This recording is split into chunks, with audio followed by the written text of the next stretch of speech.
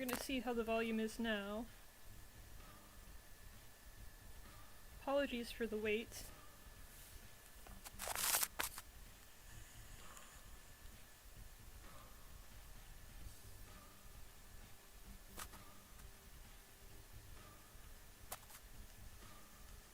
We're gonna see how the volume is now. Apologies for the wait.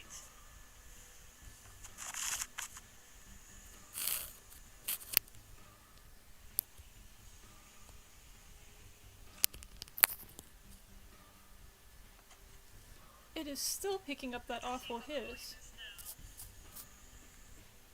I'm not sure how to... I don't think I can fix that. I think that might just be a problem with my microphone. So, sorry about that, but this is with my same settings from when I was recording, when I was doing the live streams of Vampire the Masquerade. When I was playing Bloodlines. I'll have to play around with the settings some more because I thought I had fixed this issue with the microphone with voice meter before, but it's not. Oh, you know what? Hang on. I bet I don't have the sound routing through voice meter right now.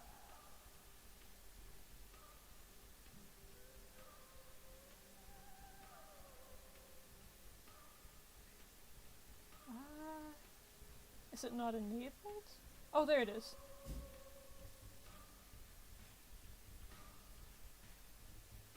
I guess we'll just leave it on that. Okay. Let's see how this is now. I'm gonna stop speaking and see if the hiss goes away.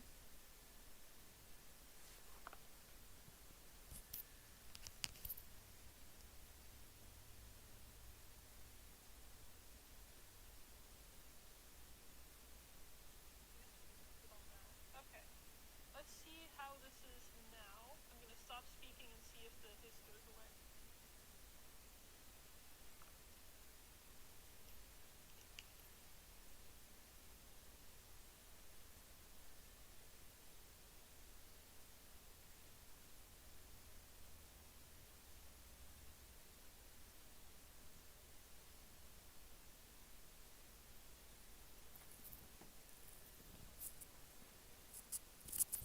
Yeah, I think short of dropping, like, some money on a new microphone, I can't fix this problem.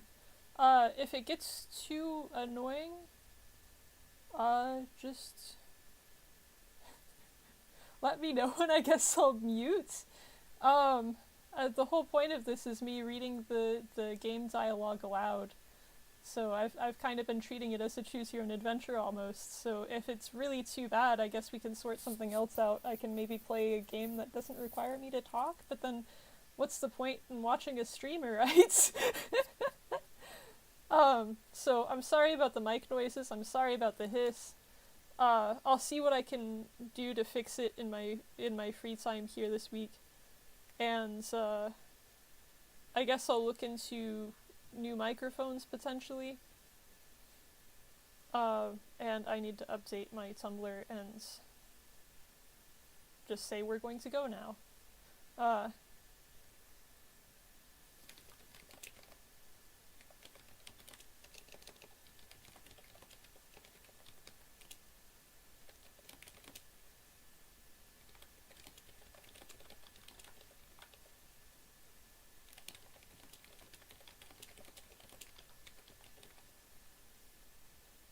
Okay.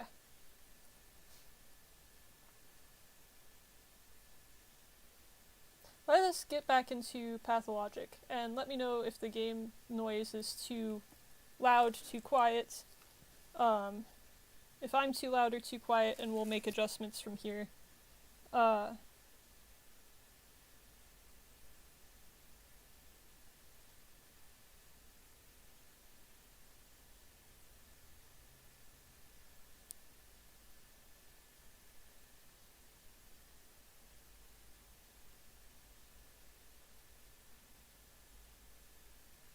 Mic noises are really loud. I think if I just keep it steady here, it won't be too bad.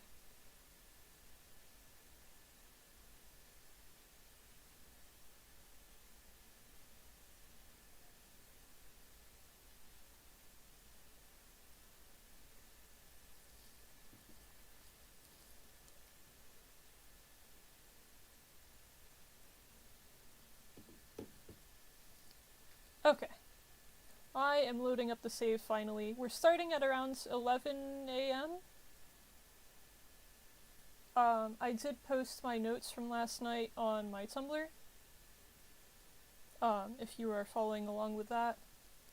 Speaking of, where did I put them in real life? Where are my meat space notes? I need to be able to write stuff down as we go along.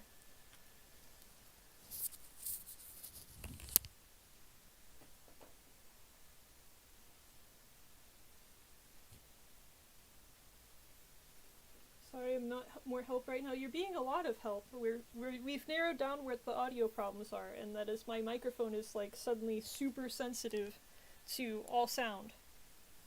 So it's picking up the computer hissing. Maybe it's picking up on my room fan. I don't know, but it's picking up something.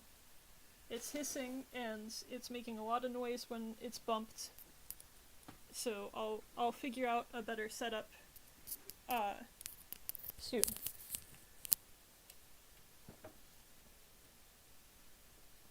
There's some things that I can do, because I've seen tutorials on it. There's some things that I can do to mitigate the noise, to make things a little bit easier. I just don't know how to do it off the top of my head. It's been forever since I've set this stuff up.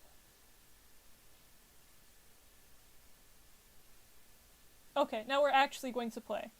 Okay, I won't be reading chat for a little bit. I've got my quests in front of me that I wrote down yesterday, and of course we have, I can go over this again if I just remember what key it is.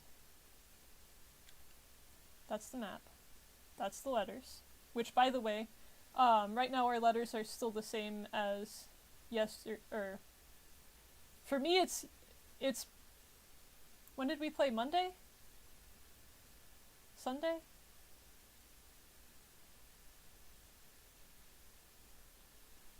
Anyway, we still have the same letters from last session. Which is to say, it's just this one letter, that basically, it's just Isidore, Barak, who's the dead guy, inviting us to come examine the other dead guy, Simon Kane, and our missions are... Oh hey, I found the key to look at these guys again. This is the bounds. These are the people that I need to pay attention to and take care of, essentially.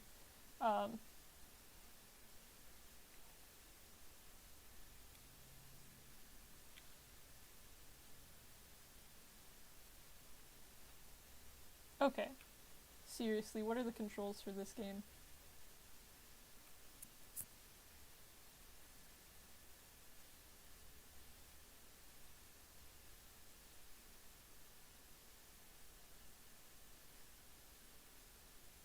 Oh, Q! Right, that's what it was. And character status is P. Okay. Q. So we're looking for who killed Simon Kane, who is supposed to be this really long-lived guy, possibly immortal, some sort of sorcerer, I don't know. Isidore invited us, that's what we just went over with the letter. And of course Isidore is also dead. We can't look at his house. Or at least we weren't granted permission to look at his house yet. I'm going to stop there on the way to one of our other quests and see if we can actually get in there now. I did talk to the Sabarov guy that the quest mentions. He didn't grant us permission, but I'm gonna check anyway. And then we've got Yulia. We talked to her and she gave us a lot more information. And just now, that's what we were gonna do. The Olgimskis. We talked to this guy and he was like, if you see Worm, totally don't mess with that guy, don't talk to my son, etc., etc. So what's gonna happen is we're gonna open this door and Worm is gonna be running up the street any sec. There he is.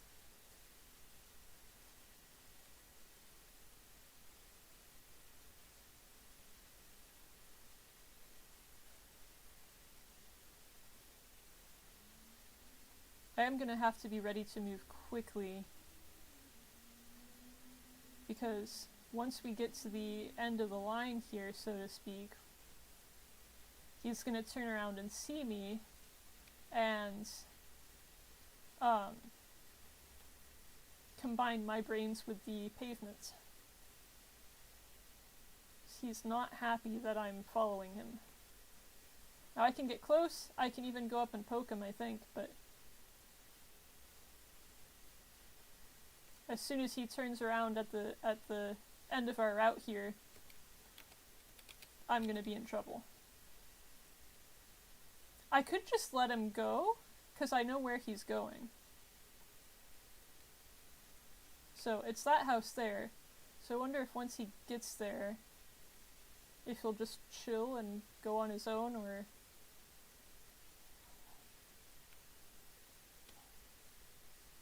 I want my gun. Where's my gun? Just in case things go wrong.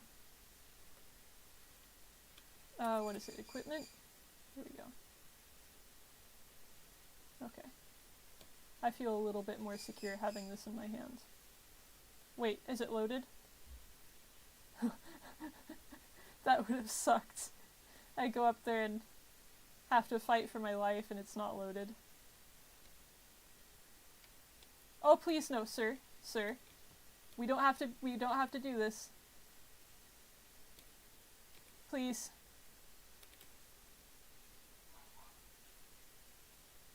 Sorry, bud. What? No loot? Get back up and go get some loot and come back so I can shoot you again. Can't believe it. That took 2 shots.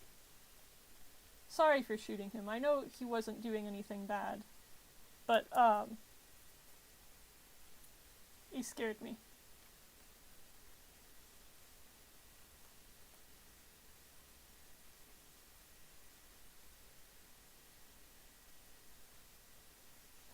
You found me here? Oh, well, I'm not surprised. I suppose you're not too surprised by the fact that everyone knows about you either.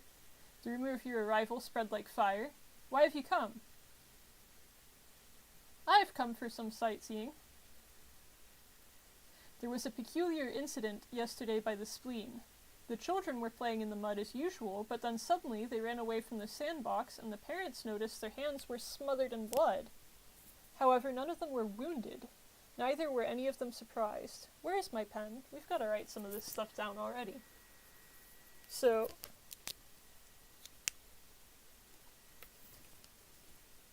we found... This is Vlad's son, by the way. Big Vlad's son. The Ogimsky son. His name is Vlad the Younger.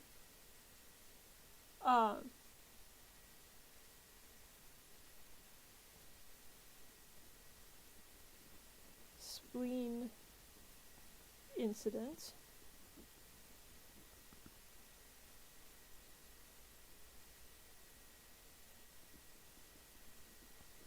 Kids covered in blood. Oh, hands smothered in blood. Kids' hands. That's still disturbing. Bloody. No wounds.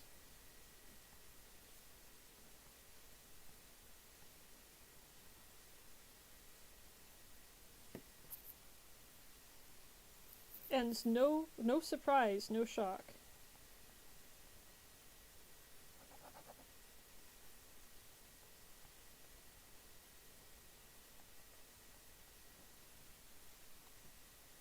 So what is the solution to this puzzle? Because I'm confused. When the worried adults came to the place where the children had been playing, they found nothing unusual, only sticks and stones. What do you make of it?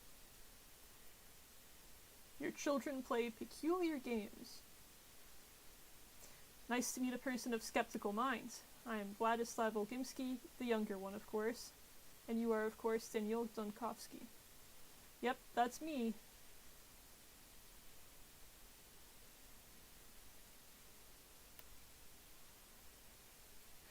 Bachelor, I have some news for you that should prove to be of interest. You seem to be looking for the killer, right? I'm listening. I have to briefly explain a few things to you. Have you already been told what the termitary is? I would like to hear you describe it. The termitary is a huge bunkhouse where the Bull Project workers live. although living is the wrong term for it. They nest. They're nesting as a commune with a rather simple way of life. It could, without reservation, be called savage. And what is the Bull Project? It is the whole industrial system of the town, from the abattoir to the goods station. Would you care to listen as to why I wanted to see you in the first place? Absolutely, please go ahead. Let's get to the point then. A case of pointless, aimless unrest has occurred in the hive mind's nest. The workers there are prone to lashing out from time to time like beasts frightened by a storm. They rage, they howl, they gnaw at one another. An unsightly image of mass uprising. And that's exactly what's going on there right now, isn't it?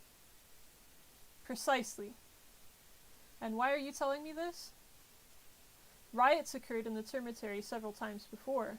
The mob goes crazy for a few days, then they calm down just as unexpectedly. All of them at once. The sudden calm is just as void of reason as the unrest that had set them agog previously. Having a certain experience with the kin, we simply block the entrance to the Sioux off until the riot defeats itself.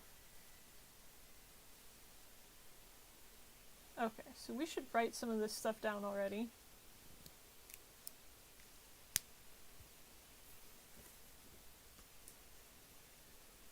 So we've got riots in the termitary, basically, and this isn't calming down.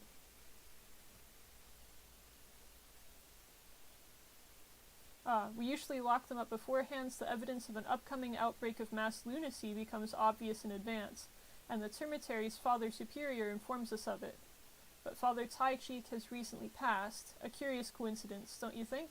Mass anarchy. Anyway, a member of the kin managed to run off into town while we were busy taking measures. Interesting. So, riots, without warning.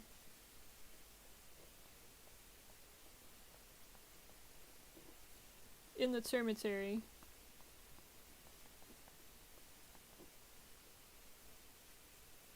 And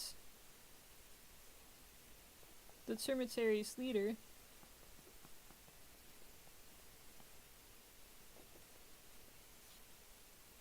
the Father Superior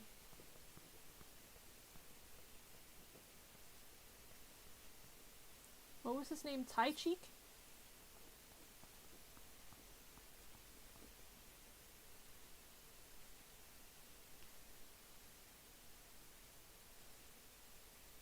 So Father Superior Tai Cheek died,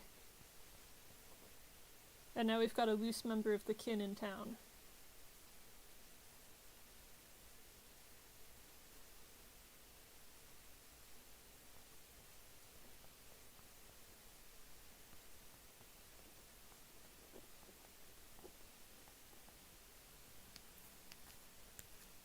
I'm curious as to how this Father Tai Cheek person died.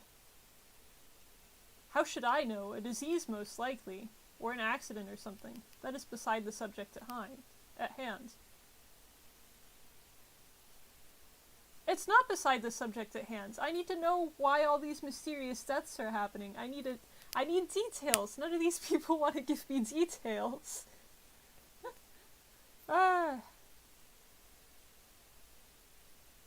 Tell me about a disease. Could be flu or a hernia. I don't know what caused this death, and frankly speaking, I don't care. When one of these ants dies, the rest loot bits of pieces of him, burying what's left afterwards. Excuse me. Are you asking out of professional curiosity?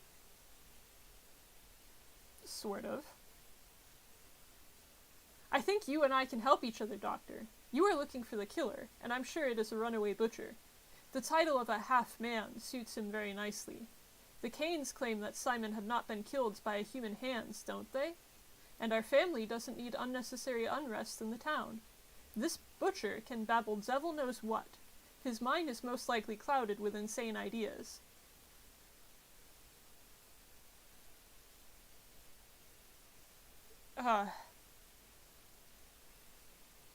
So you'd rather he kept mum about what is happening inside.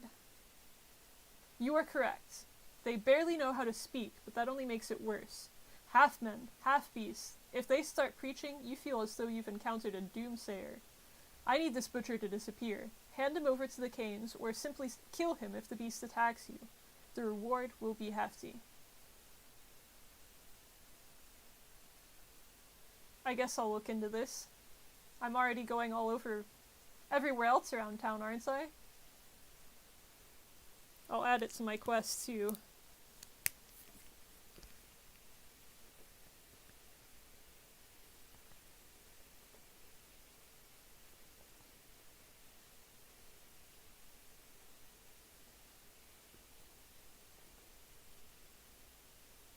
He is most likely being harbored in a suspicious house. That's in the crude sprawl. Yes, my father is a man of rather hard-handed disposition and quick-tempered to boot. If he finds out the crude sprawl is concealing a fugitive, he will make a mess. Pointless brutality serves no one. I'm looking for peace rather than blood. I'm telling you.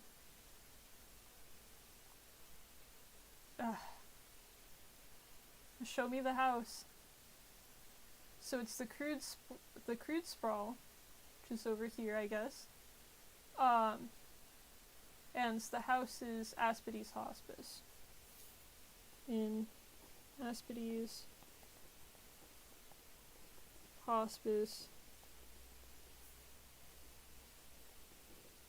the crude sprawl.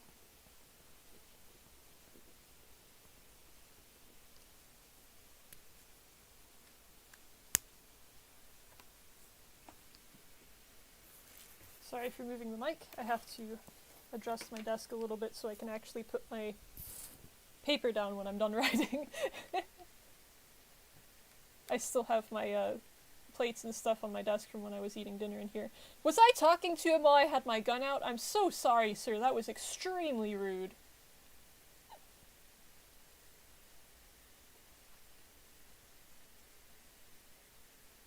See how it all turns out.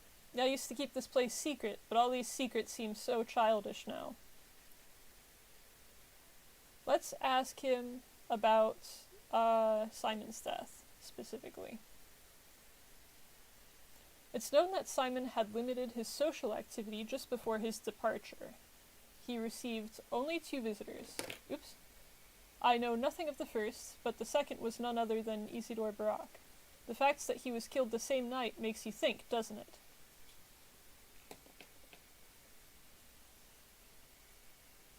I don't know if I want to accuse his family of anything with that.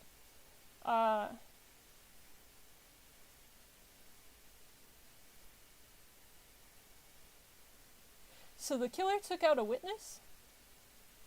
Or an accomplice? Isidore was a complicated man. Have I told you about his position in the kin? He used to be a very well-respected person there, and I can't say everyone liked it. Oh, that's interesting.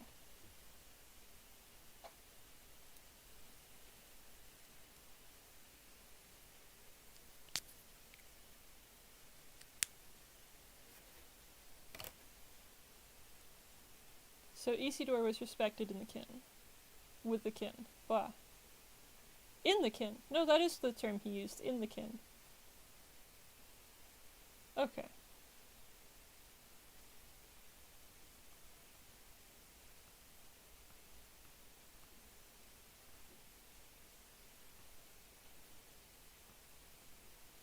Interesting that him and the Father Superior and Simon are all dying, like, around the same time.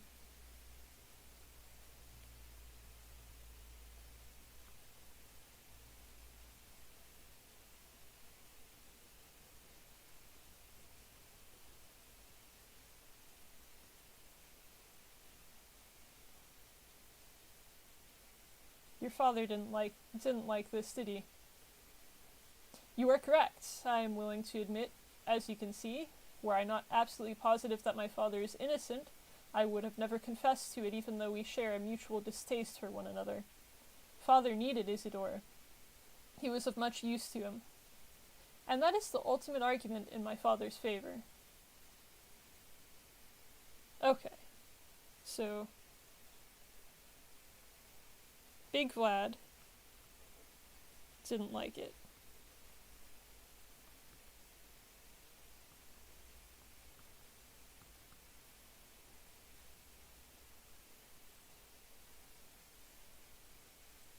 Was he useful as a healer?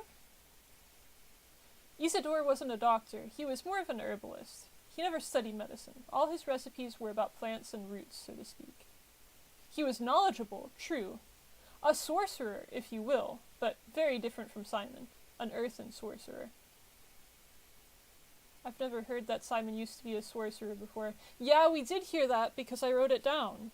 The Bachelor just can't remember. That's fine. Maybe that's why our quests and stuff are so vague. It's because Stenkovsky's going around talking to people, but he's not actually paying attention. He can't remember after 5 minutes.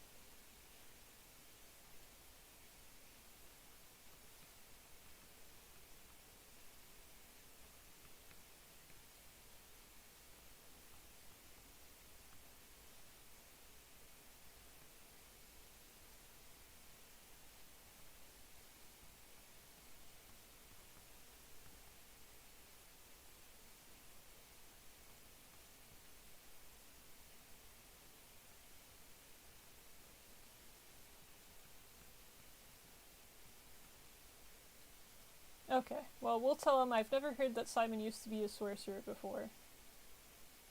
Simon was a theurgist. Isidore was a witch doctor. Okay, that's even more... Okay, that's more specific, thank you.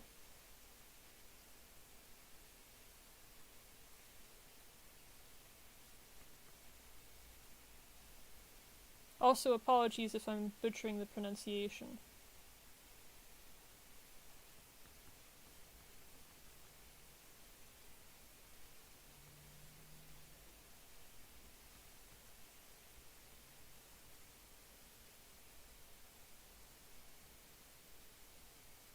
And you think Isidore the Witch Doctor has managed to achieve the unachievable? A possible theory, but rather questionable.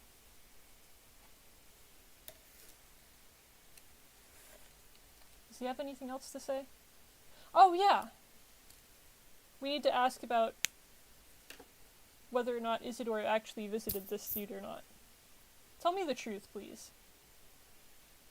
Yes, Isidore did pay me a visit, but don't ask what we talked about. I have no right to share that with you. That's because it would make you betray your father, isn't it? Yes. Seems it's better to put the cards on the table with you. So far you're coming across as a very smart person. You've talked to my father already. What do you know? Everything. Well, almost everything. All I want to know is where you come into play. Isidore said, note that I'm merely retelling it second-hand. He said there's an epidemic in the steppe camps. An outbreak of Tarbogan sickness? The plague, that is. Father had issued an order to lock the termitary up to prevent the infection from getting in.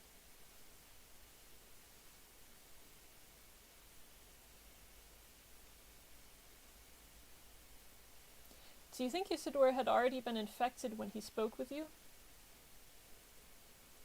He was wrapped in cloth and smelled of alcohol. He said these were preventative measures, but I still think he could have done all that just to convince me, after failing to convince my father. It was idiotic of me to fall for it. So he thinks the... What? He thinks this plague stuff is a trick, then? Everyone's dropping dead, and he thinks it's a trick? That he just put on a costume to convince them this plague was happening? Okay.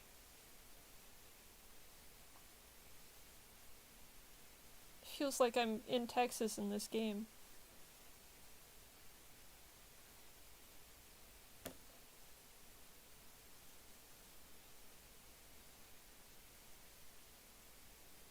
Okay, so what we got is that steppe camps are infected with something. Some sort of plague.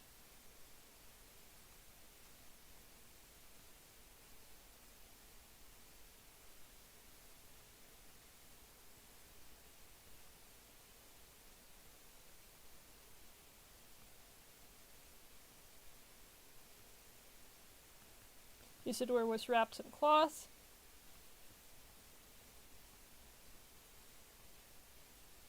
And alcohol as preventative measures.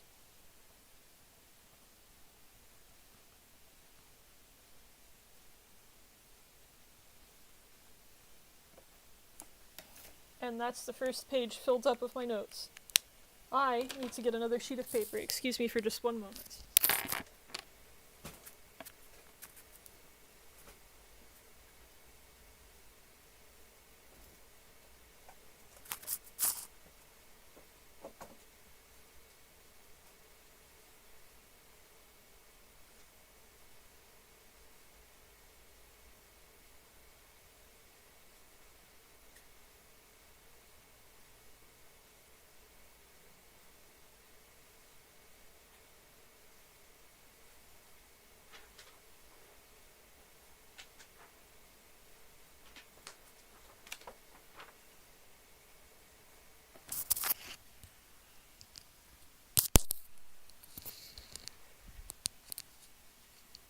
Okay, I'm back, and just a reminder, if you want to follow along with my notes, they're posted. I'm going to try to get them up tonight before I go to bed, but if I don't, I'll be sure to post I'll post all of the notes in that link that I had on my Tumblr. I'll get that sheet updated before the next stream.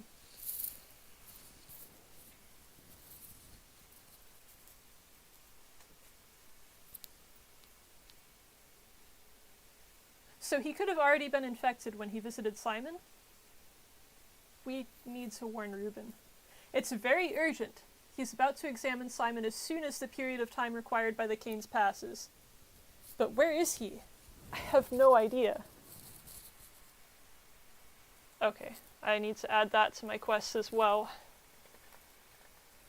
We need to warn this Reuben guy. Where is he staying? What did I do with the pen? Oh, okay, that's fine. I put it in the weirdest spot on my desk.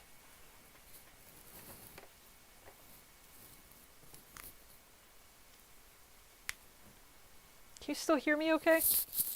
My microphone slipped. Okay.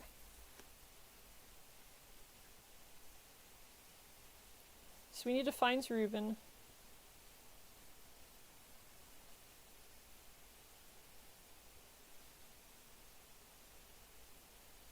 He used to live mostly in the steppe. Okay, here's what he said. I don't know, there's a secret dissecting room in one of the warehouses, but no one knows exactly where. He used to live mostly in the steppe, sometimes sleeping in the termitary or at Laura Ravel's shelter. But he's not there, I know that for sure. I know that too. I think we've been to Laura Ravel's, haven't we? Didn't we go there last night? Or last session? He went away to mourn his master. What would you have done if you were him?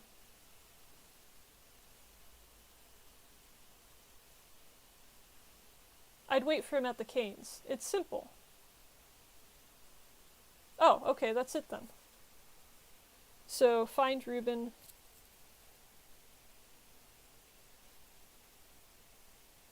Wait for him at the Canes. Okay. Well, we're gonna have to head back there when we wrap up our night anyway, because the Canes the Canes crucible, where they have all their mansions. That's next to Eva's place.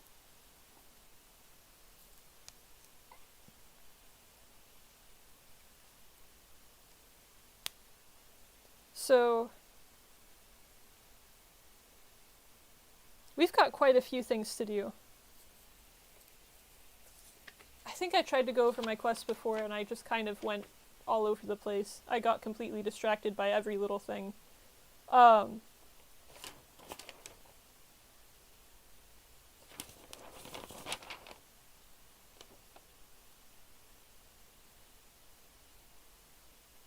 We still need to visit Anna Angel and the Willows. We need to find the house that Laura mentioned, and I think we have to do that today, because after today it'll be locked. I think that's a pretty important thing. It's really easy to miss it. We also need to check out Isidore's house again and see if we can actually get in there, or if there's still guards posted. And we need to find the kin that escaped into town in Aspidy's house. And we need to make sure that he is not going to talk. Either we need to kill him or send him to the Canes or whatever. But that is all... That's all over the place, honestly. Let's see. Because the Aspidy house is going to be way over here. And then... That's Isidore's place. That's not too bad. That's just basically a straight shot. Okay, the Willows are over here too. Let's start here. We'll head to the Aspidy house, then we'll head to the Willows or to Isidore's house, whichever we happen to run into first. Because I think it'll be easier to just go... Yeah, it'll be easier to go here and then around and then come back here and go up the bridge. We'll do that. We'll start there. We'll start on that side of the map and work our way back towards the Canes. Am I going the right way, by the way? I feel like I'm going the opposite direction. Okay, we need to go this way.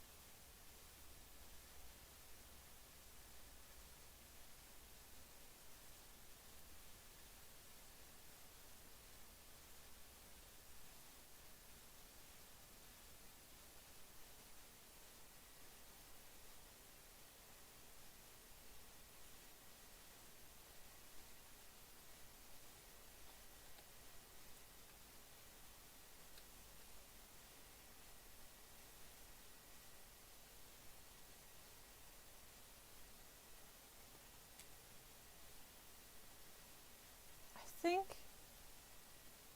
Yeah, let's just go to the train tracks from here.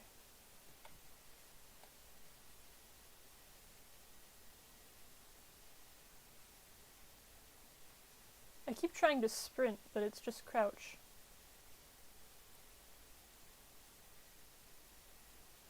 I don't think... Yeah, double tapping doesn't do anything. I think there is no sprint. I think the Bachelor is already running as fast as he can.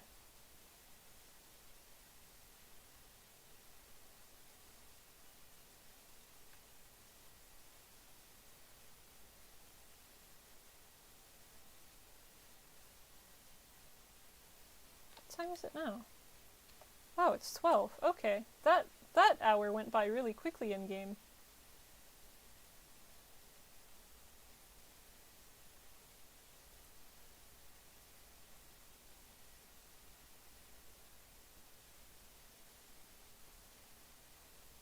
There's another like bonfire type thing over there.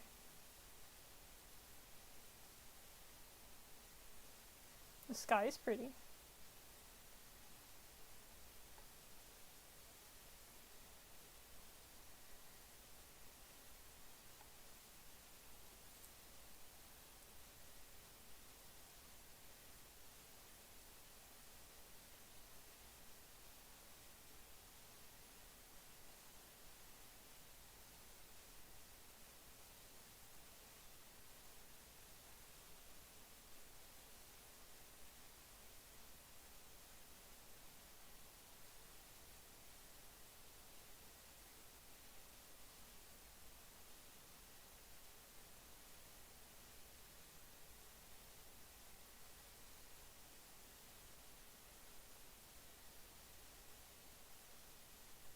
I'll need to go in there soon as well.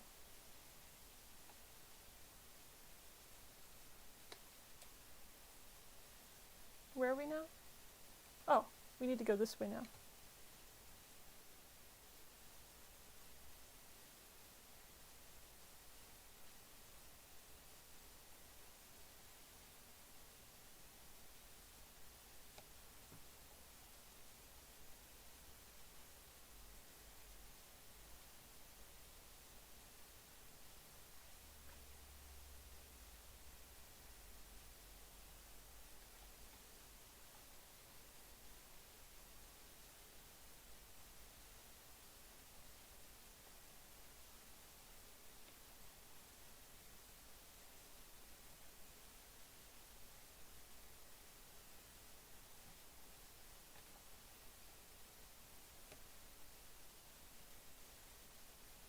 That thing is kind of creepy.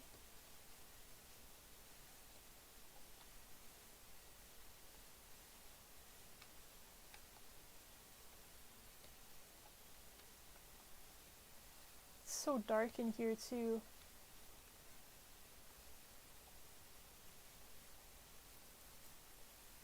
In just a moment, I need to get a drink.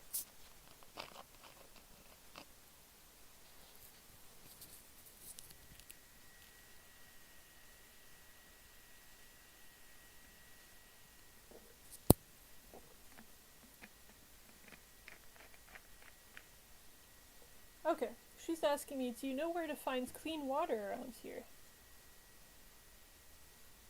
You're one of the locals. I'm visiting this place for the first time. And so I know where to find water. I'm just curious if you do.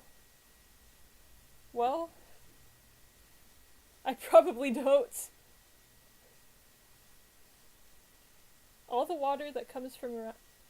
water comes from around the steppe, and it isn't exactly clean. Yesterday I inspected all the springs in the area, and there seems to be no more clean water around.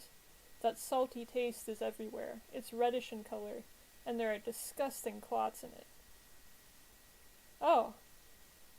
Okay. Where do I find clean water, then? The townsfolk store clean water in homemade reservoirs. This modest supply should be enough to help us last a little while, but afterwards we'll have to drink that bloody mixture. Gross.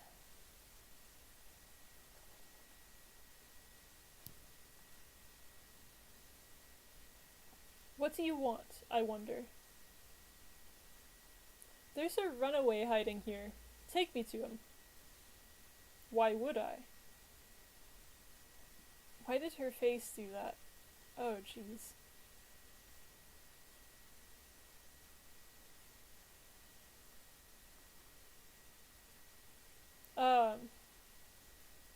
I need to ask him a few questions. He's a butcher. He won't talk to you. You wouldn't understand him. He's been here for I think she means for more than a day. But even I can't get him to talk. It is I who'd rather tell you something. What do you want to tell me? Big Vlad has plugged the termitary up for a reason. The butcher's mumbling is all over the place, but if you listen carefully, you'll make out tales of such horrors that I get shivers all over. Thousands of people have lost their minds all at once there. Many have died. Something's brewing inside.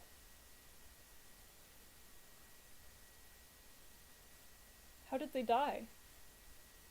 Dunno. Can't tell. That's kind of freaky, though. Let's write down that there's thousands of people losing their minds in the termitary, many dying.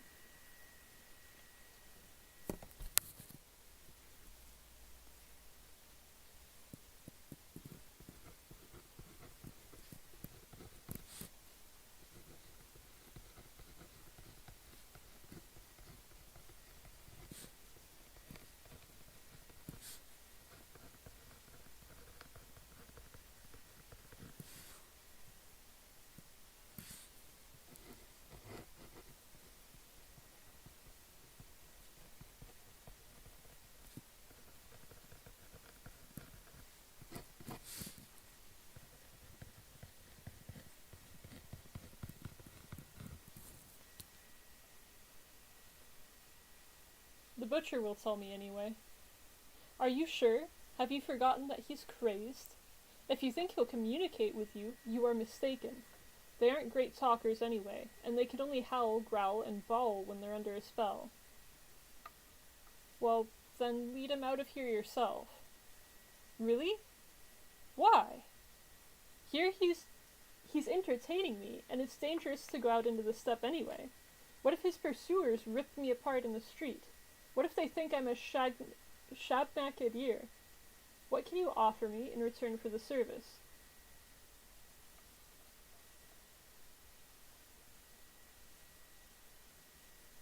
You need to lead him out, or he's going to get killed. You can show me the door if you want, but thugs for hire will be less compliant. Fine. I'll take care of the butcher. He'll disappear. Consider him non-existent. But now you must leave. Don't try watching the door. You won't see anything anyway.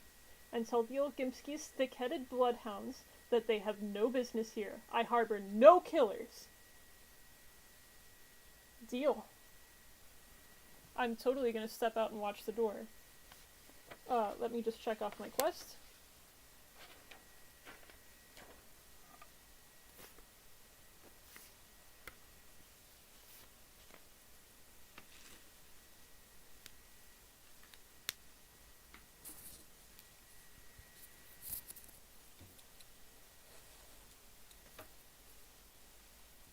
Does she have anything else to say? Your veins are all swollen. Does being close to me make your blood stir? No. Was there anyone around that would want to see Simon killed? No one's seen the Shabnak yet, but everyone knows what he wants already. Do you know that a man-eater's victim feels the encroaching death? They know in advance they're next on his list, and so they walk about restlessly, waiting and waiting and waiting, and then the wait is over. That's how you can tell who's being hunted.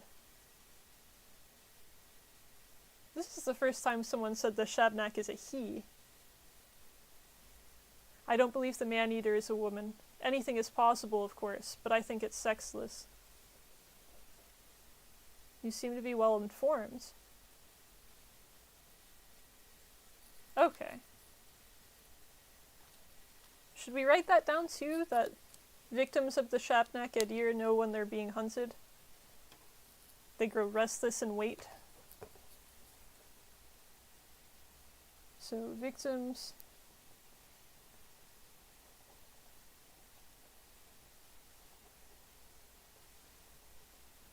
I think that's honestly just more of a sign of, like, a fever almost. Like, the person's getting confused. They're wandering around. They feel like death's coming for them, and then it does. And people are applying this superstitious Shabnak Adir stuff to it when it's some sort of disease.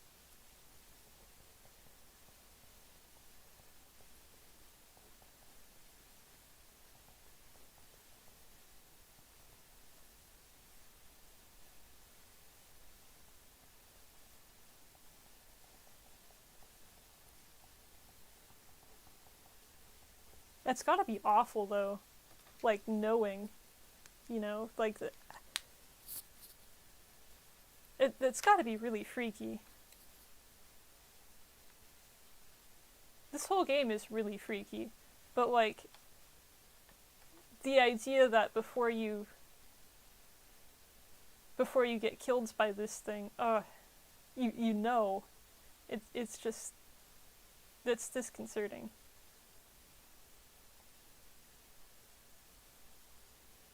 She goes really quickly. That guy's not still in here, and I didn't see them leave. She's speedrunning.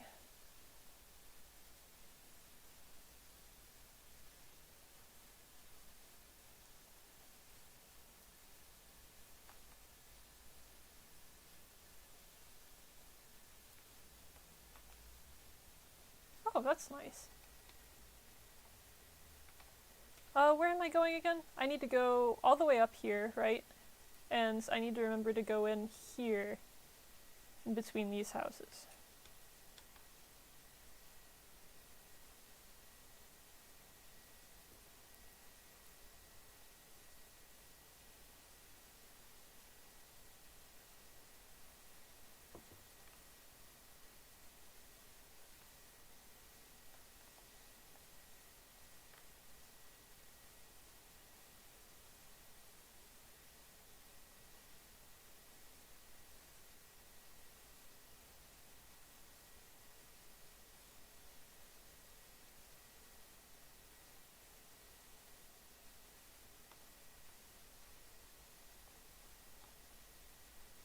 sorry if I'm quiet between houses, but I'm trying to save my voice for the dialogue.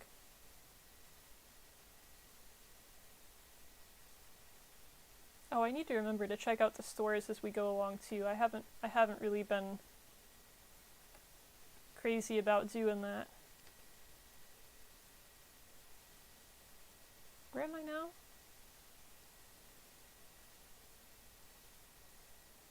Did I take a wrong turn somewhere? I did. I went too far. You've got to go around this way and around the fence the other way. Okay.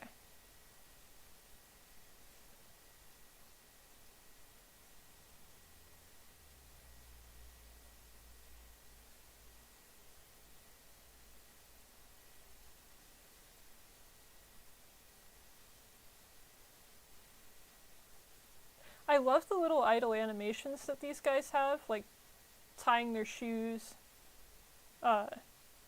brushing off their like dresses and pants and stuff when they walk around. But at the same time, as soon as an NPC does anything other than walk and stare at me, it freaks me out. Can I go in now? Hello.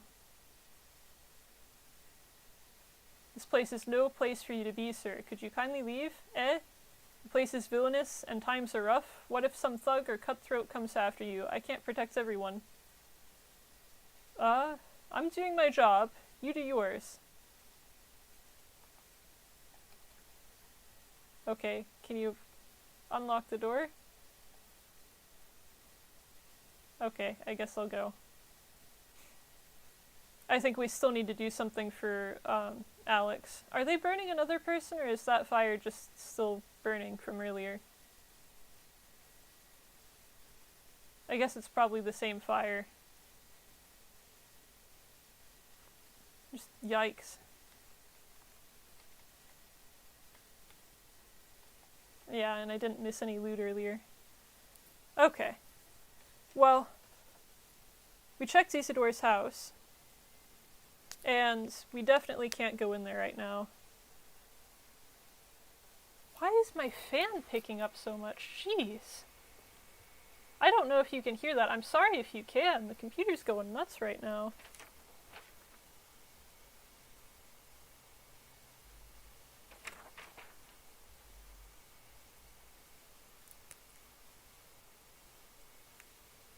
Okay, we still need to find the house Laura mentioned. There was something else we needed to do up here, too. The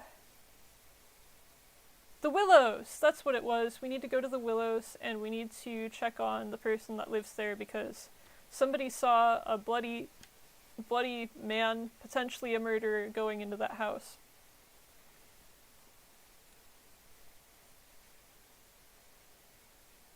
Even with all the quests and notes and stuff written down right in front of my face, it's still kind of hard to keep track of everything.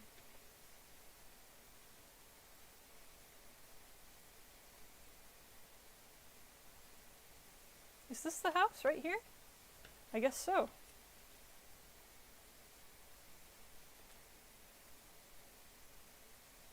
Why is that so dark? Why is this so dark? Okay, there's nothing going on in here. That's good. I don't like the dark room. Hey! Lady, that's not good. You got dead guy on your carpet. You should really wash that out. Have you considered vacuuming?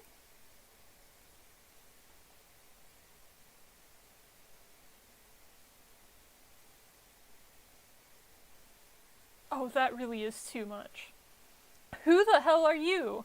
Why have you donned this dreadful outfit? My name is Daniel Dunkovsky. What's wrong with my outfits? It's snakeskin. Are you a performer? A circus actor? A tamer? Tell me the truth. Calm down. I'm a scientist. A professor. Do you understand? I study death. I thought so. I knew someone like that would pay me a visit very soon. How horrible! What's horrible? Everything's horrible. You came to, you know, after me, right? I have no idea what you're talking about. So that man, he's like dead, right? Well, he isn't breathing. No pulse means dead. Oh, I was so scared. He barged in here all bloody. I thought he was sent here, but he didn't try to attack me. Oh, just look at those hideous wounds. It's like he was cut with precision, to mangle the body as much as possible. Who would do something like this?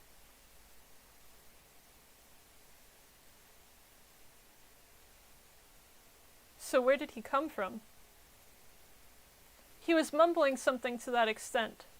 There's this hunt for Simon Kane's murderer going on, right?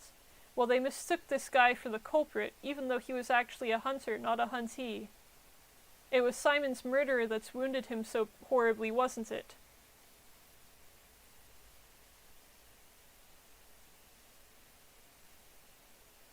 He should be taken to the morgue. There's a good chance he'll be identified there. We don't have a morgue in the town. When someone dies, a small service is held, and then they're buried by the family. That's the local tradition. Oh, and there's been no murders since I moved here. It's just so horrible! If this is how it's going to go now, whatever happens to us? So what are you going to do now? Just don't you call anyone here, okay? Please, I'm begging you. If they find a dead man in the house... that's hard to explain, but I promise I'll do so later, when we have the time. I didn't kill him, I swear, and I couldn't have mutilated him so horrendously. Why are you so anxious all of a sudden?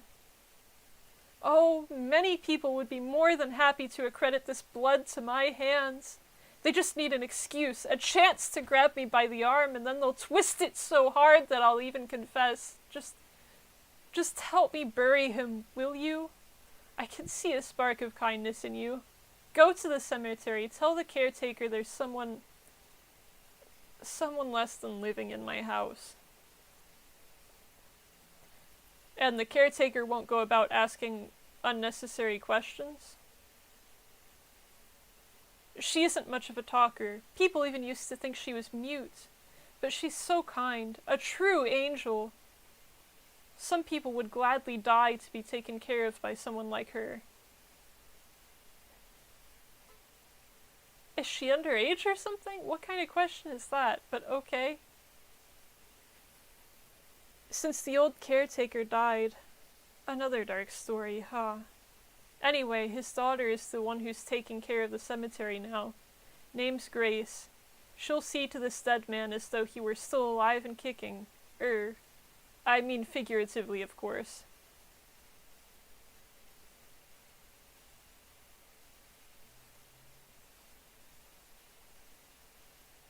Okay, I'll help you get rid of the body, no questions asked. I'm expecting to hear an enthralling story afterwards. I really don't think that she killed this guy. I don't think she's that type of character. Especially since our character, I didn't pick this dialogue option, but if you go back a little ways, he was like, he noted that all the sinews were cut. Like this person was cut up with surgical precision. So, let's write down that at Anna Angel's house at the Willows, there was a body with all the sinews cut surgically.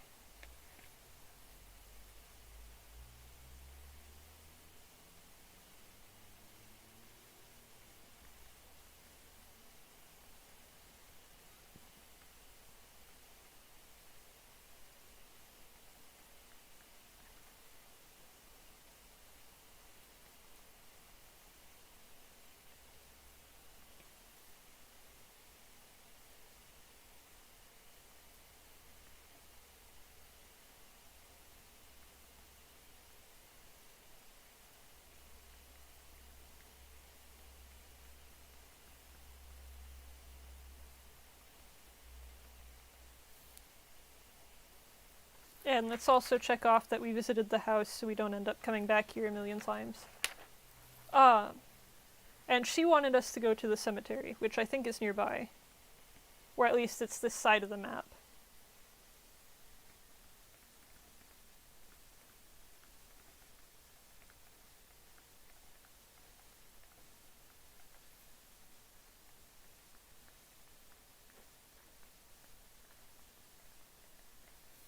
And we also need to go and pick up a reward from the younger Vlad for dealing with the kin.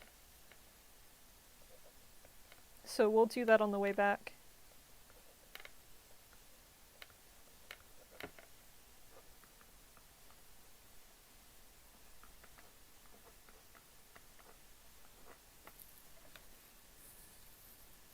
Jeez. There's a lot to do in like one day. I wonder if we can do some of this on day 2.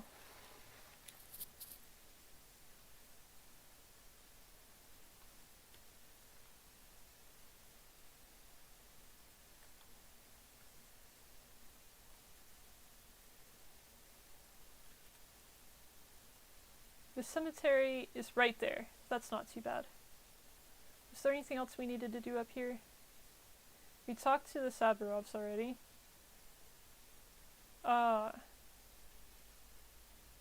We can't go in here yet.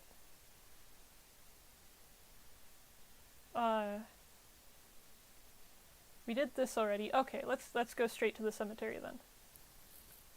And I think I just need to go down this way between the houses and through here. Okay, we can do that.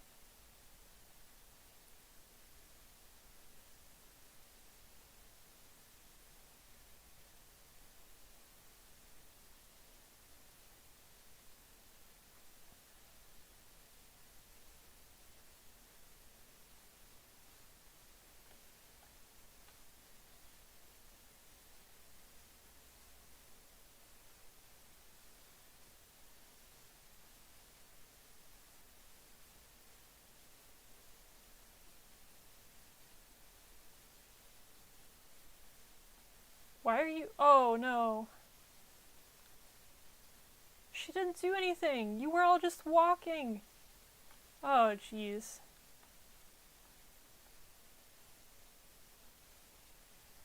I don't know if we should watch how this goes down. I mean, on the one hand, once they finally catch up to her, it's gonna be free loot, right? But on the other hand, it's kind of— it's pretty screwed up. I mean, they're chasing an innocent woman down because they think she might be the Shabnakadir. And they're getting pretty violent with her. Oh, they're running for the cemetery anyway, so maybe this works out for me in the end. No, just keep running. Once they kill you, they'll just bury you right there. It's fine. Keep going that way. Don't turn. Go towards the fence. Why are you trying to throw a punch from like 10 feet away? Come on, man. Come on. You can do it. I want the loot. Guys, alright, you know what? Let's go talk to the caretaker. They're obviously not going to do this anytime soon.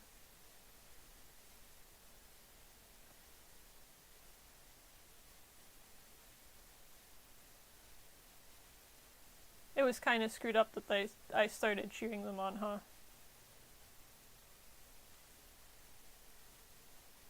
Like, morally, like I don't want them to kill her. Like, morally, I know that's wrong.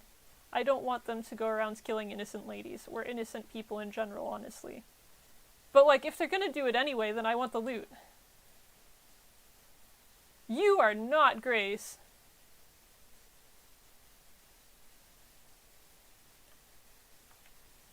Isn't she supposed to be like standing back here? What's with this dude?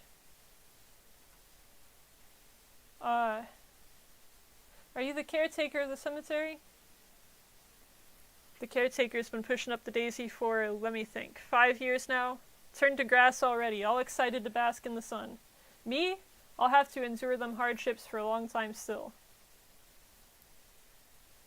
I'm here on burial business. Where's him stiff?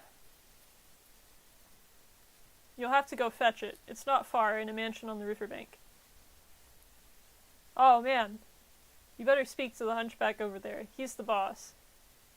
You should have told me that straight away.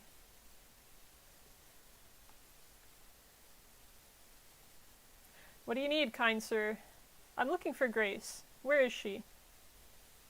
Ah, the caretaker's gal. No Grace rounds here, as you can see.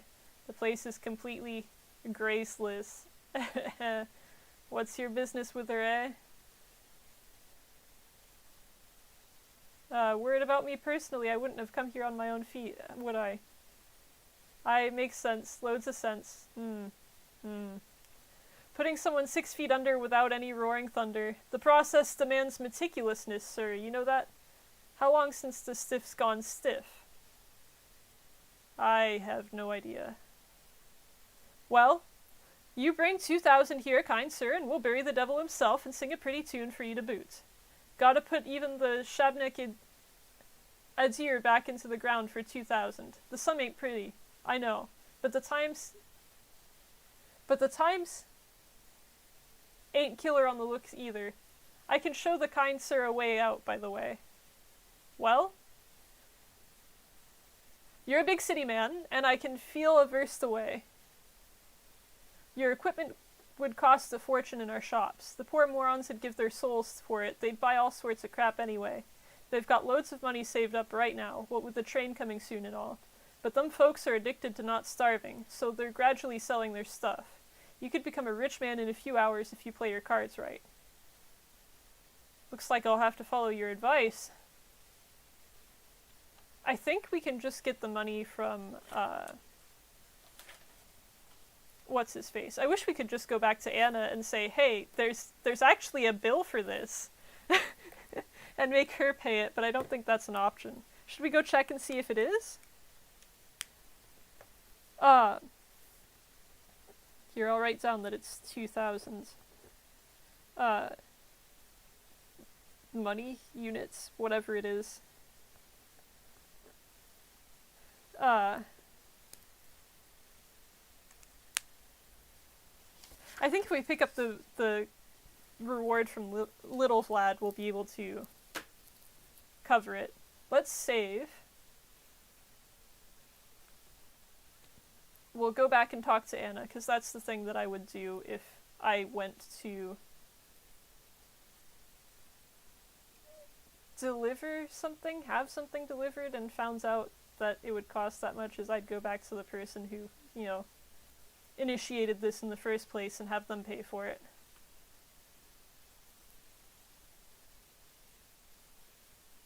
I'm not selling off my supplies for this. I feel like they're ripping me off. We'll slip in here between the houses and go up there. Okay.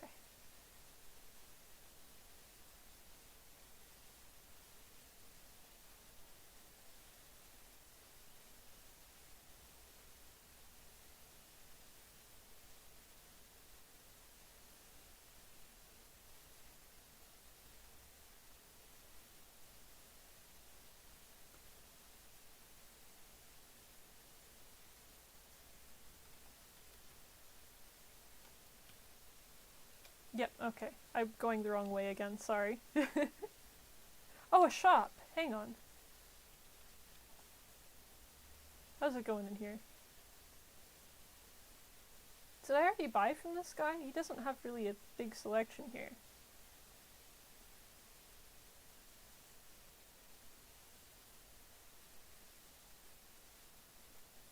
Oh, this says it's especially good for an organism weakened by serious illness, so it might be good to invest in eggs right now.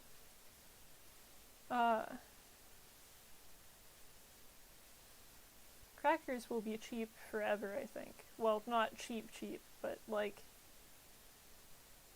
it won't be killer to buy crackers later. Okay, that's all I'm gonna get for now.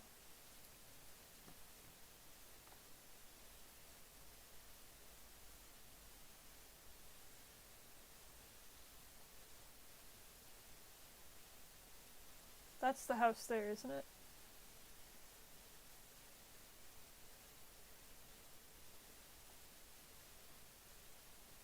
everything's so pretty in this game. The architecture's a bit weird, but the textures are just incredible. I hate that dark room. Gosh, I feel like something's gonna jump out at me. I see you still didn't vacuum.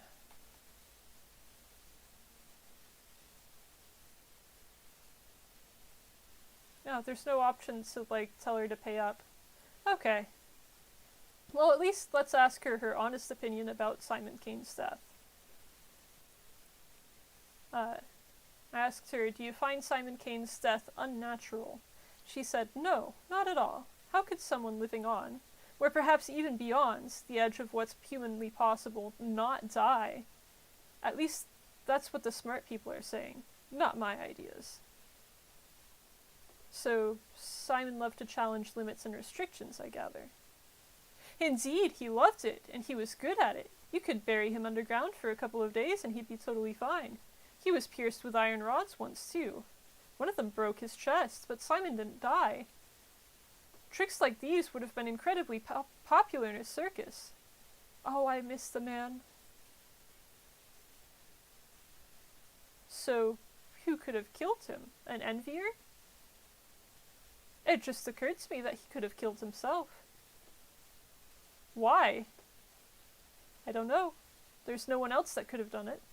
No one, and I mean it. Neither the biggest hater, nor the most desperate beggar. I mean, in his case, suicide is a way more believable conjecture than murder. Are you sure? Nobody is to blame for his death. I honestly believe that Simon was doomed. What he did was too much for a single person to handle. I feel like my leg is being pulled. Well, let's write that down. We have Simon's death according to Anna Angel now.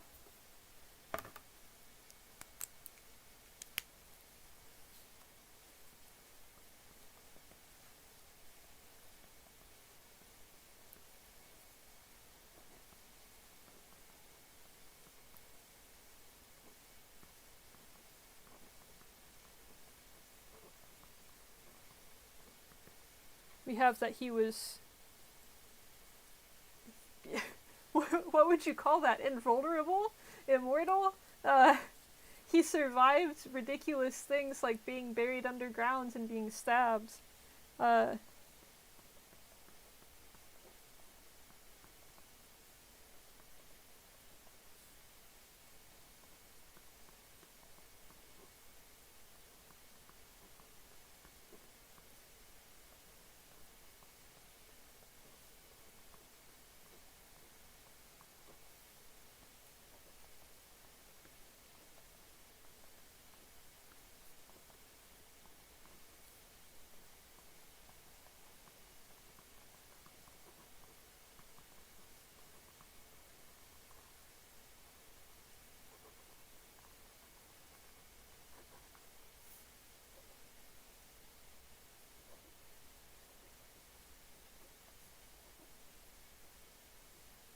Okay.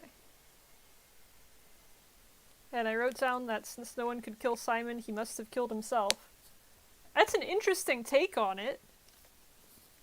It might kind of line up with what Georgie was saying about Simon sacrificing himself if he...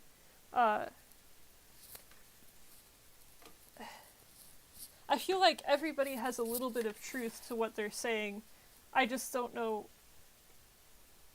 I don't have enough information yet to piece it all together. Alright, let's take the train tracks again. I don't think we need to talk to Yuli again. We did talk to Laura, right? I checked that off? Yeah, because she wants us to look into a house. The house is somewhere over here. We talked to the Olgimskis. Okay, yeah, let's go to Vlad's place. We'll take the train tracks, and then we'll go over here and continue on with everything else. Am I pointed towards the tracks now? I've already lost where we are on the map. Okay, we're over here. I should be able to just go through here, between the houses again, and take the tracks. Okay.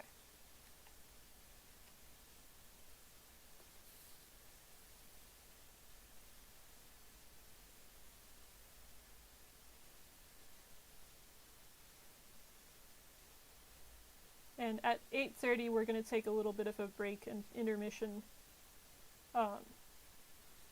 so I can get this desk cleaned up a little bit and use the bathroom and stuff.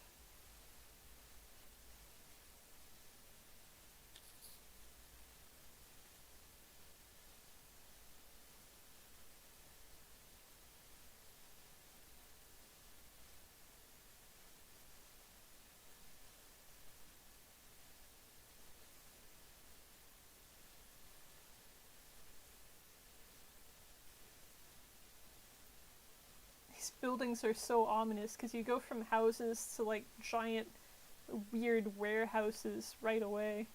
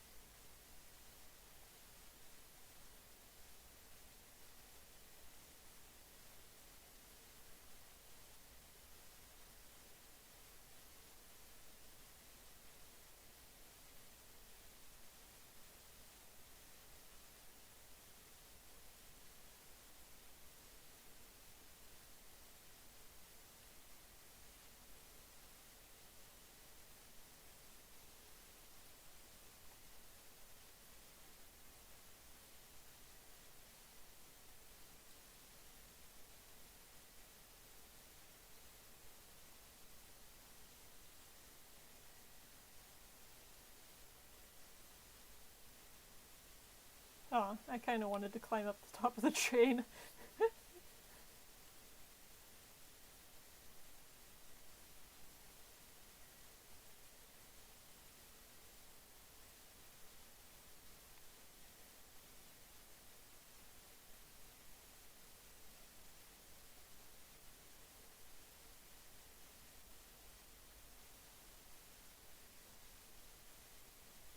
Did I miss the house already? I don't think I did.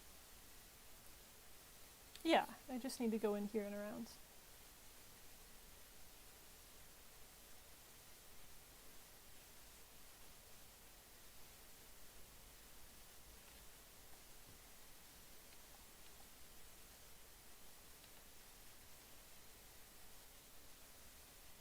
I should probably start buying ammo from the kids too, since I've already used 2 rounds in Worm over there.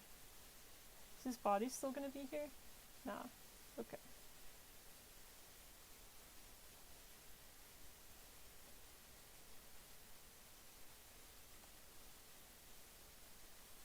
Hey, pay me. Oh. He's not going to pay me! Okay. Maybe because I didn't kill the guy? Well...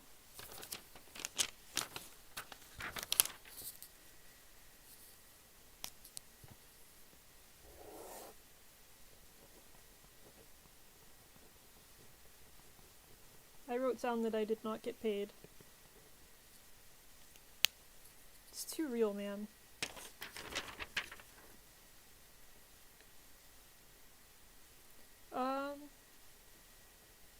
Shall we check out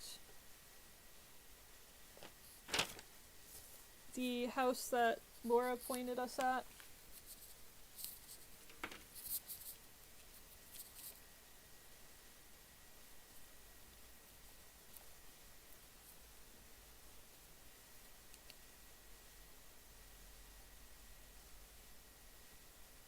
should be visible from Eva's house and near the ruins. So we'll head back over there.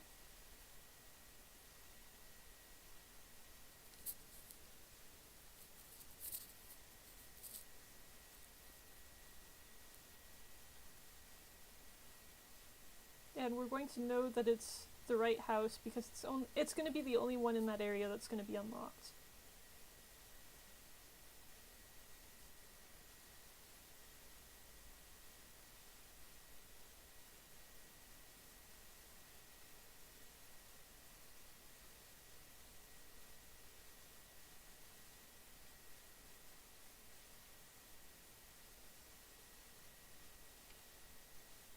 Oh no. Run! Oh jeez. Okay, well if they're gonna attack you anyway, slow down. I actually need money. And apparently sleep, according to my exhaustion bar. Man, these guys are really bad at hitting. I'm gonna go. It's not worth it to wait around for the loot.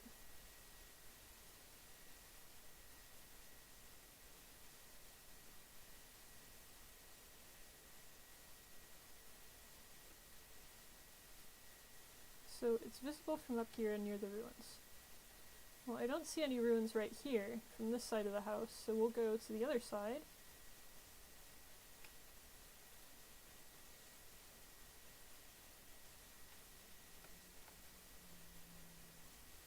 I don't see any ruins at all. I'm at the right house, right? This is Eva's house?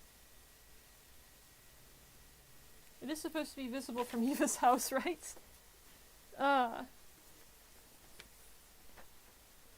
Next to the ruins, and visible from Eva Yan's window. Well, where are the windows? Or, where are the ruins? I know where the windows are. I can find plenty of windows on this house. But I don't know where the ruins are. We'll go around the street and see what we can find. Let's get some water too.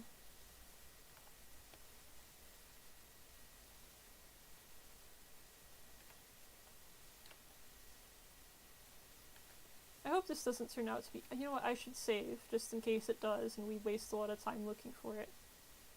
When I was playing by myself, I had, like, a real hard time finding this stupid house. I remember that.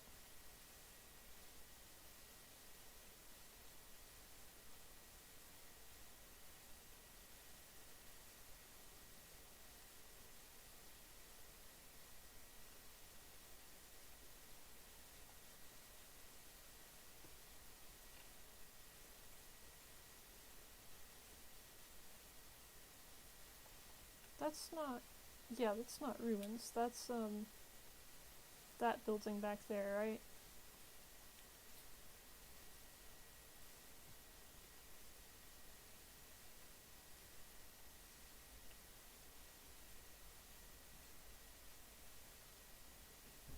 I could just start trying all the doors.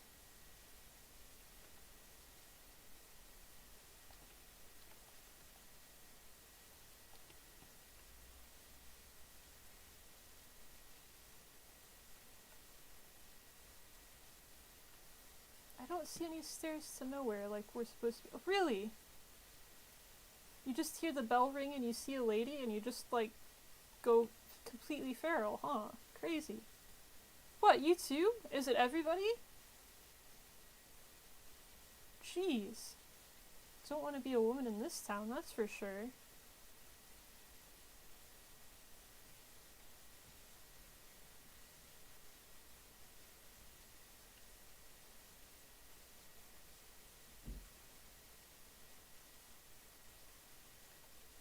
I'm lost. What were we doing again? Oh, we're looking for ruins. Okay. This is gonna be a shop, isn't it?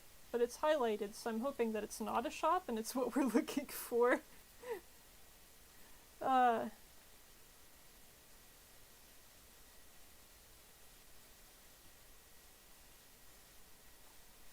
I don't see any kind of sign of any kind of ruins anywhere.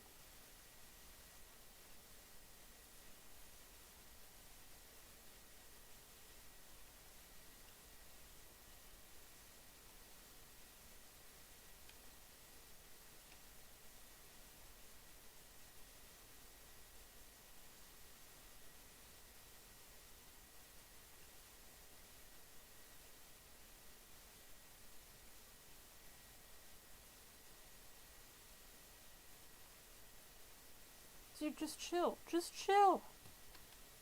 Oh, there he goes.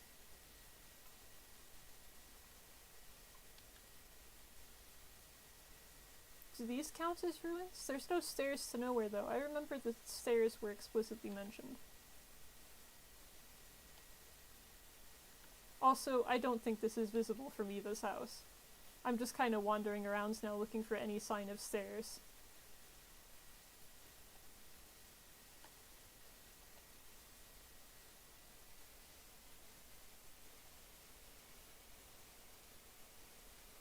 My laptop really sounds like it's about to take off and fly away without me.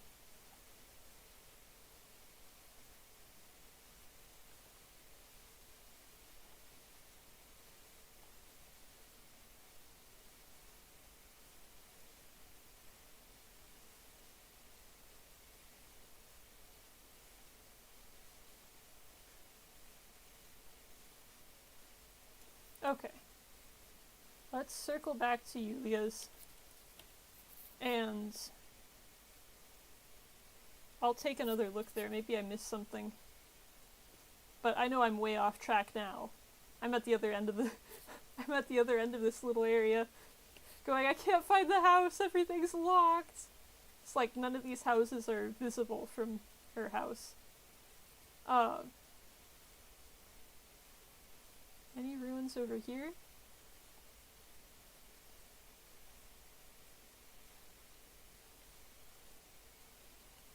I think if I go inside her house and look around, like, I'm not going to be able to see out the window anyway. Like, it's going to be like that stained glass sort of look.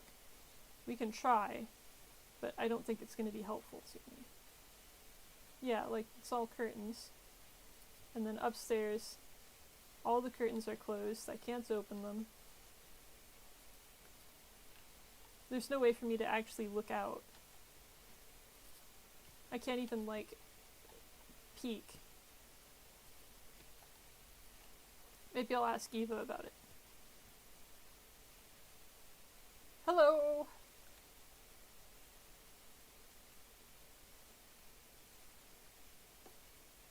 Okay, here we go. Tell me, Eva, what are the ruins outside your window? Is it the stairway to heaven? It's on the other side of the guzzle. The ruin is the one that's closer to the theater. It looks better from the second floor. What are the ruins? They look ancient, but the construction is recent. Oh, that's an old dream of the Stomatans. They are architects, you know. They wanted to overcome the force of gravity. These ruins were a kind of an attempt to do so. They were built by the Peter Stomatan. Can you imagine they still live here? Still haven't gone back home to the capital. Who are they? I think I've heard the name. Could you please tell me if it's not too long a story? It will take as long as you want it to, although one can talk about them for hours. Where should I start? They're brilliant architects. They've built something famous in the capital. The 3-storied garden of Frozen Springs. Does it ring a bell? The Cold Hall? Yeah, Cold Hall. I haven't seen it, but they say it's unbelievable. And it was they that have built the polyhedron. The polyhedron is that tower on the other side of the river, right? Yeah, the new quarter, or the specular tower they call it. Do you like it? Let's write some of this down. So we've got the Stomatans are building the ruins. I kind of remember that from my last playthrough.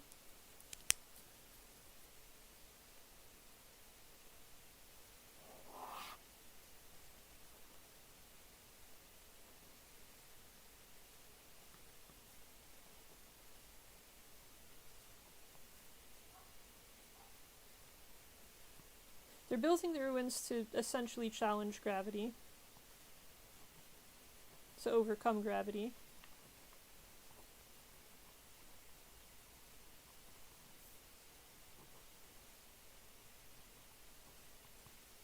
They built the Cold Hall in the capital.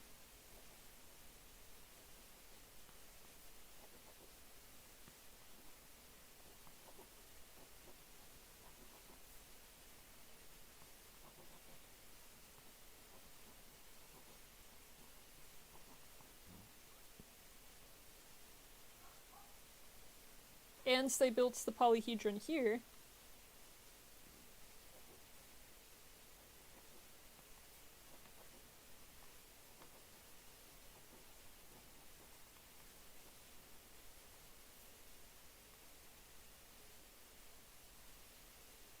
And the polyhedron is also called the, what is that, the new quarter?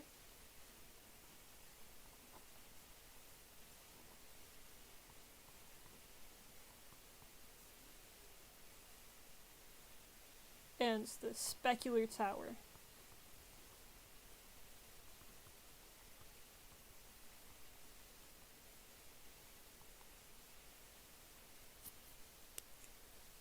So, how does it stand? How is it supported? I have no idea. That's the mystery. Everyone says it's impossible. That's a crazy building.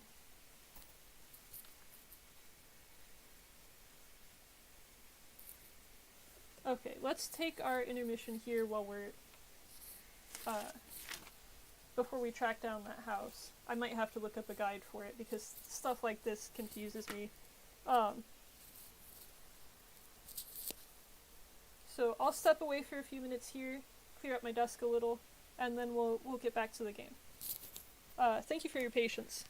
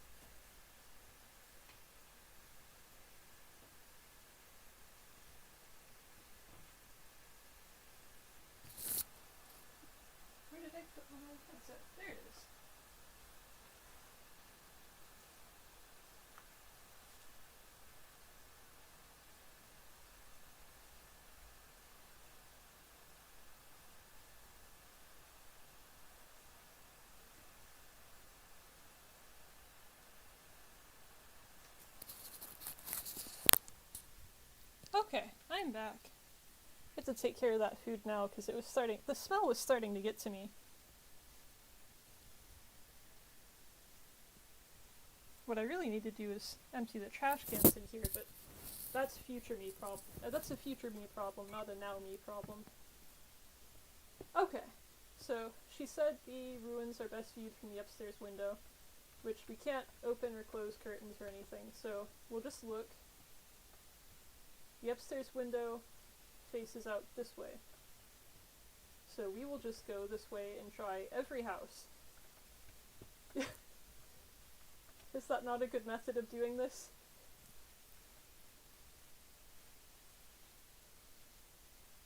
Oh, I can't get chat up again.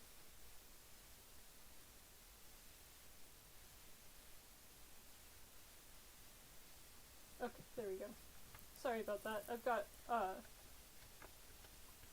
YouTube's chat up and Discord up just in case people are commenting. And my phone did not want to load either of them for a minute there.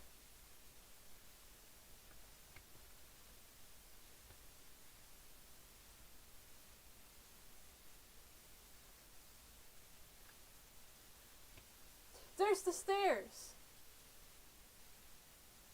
Do I need to go across the river? I thought the house was visible from Eva Yan's window, though. I thought that was the point. Or maybe the stairs are visible, but the house is near the stairs. So maybe I do need to go across the river. Maybe I should try these before I go.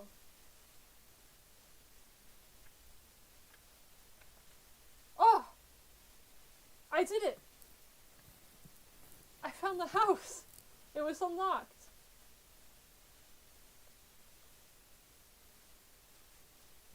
Hello? Can I steal?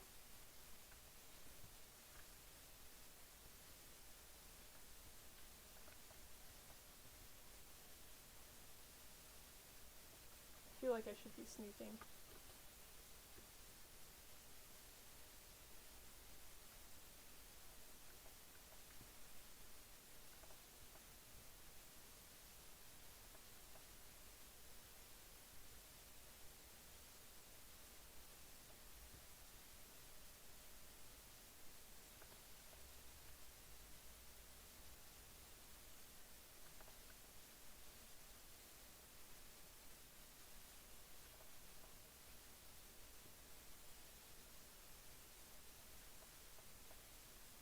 Oh, bread?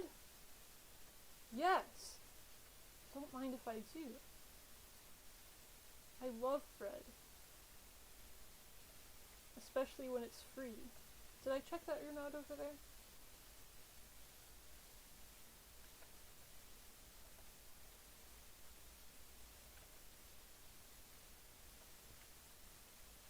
Ew. There's a pail next to the bed. Oh, what? Pills? I'm pretty sure there's someone upstairs.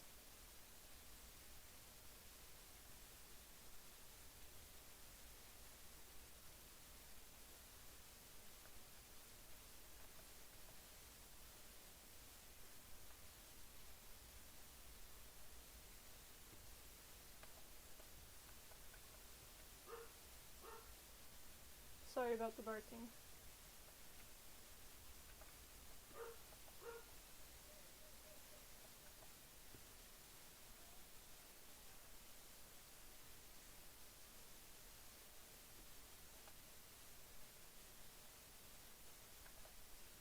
Did I somehow get the wrong house? Like, isn't there supposed to be people in this house?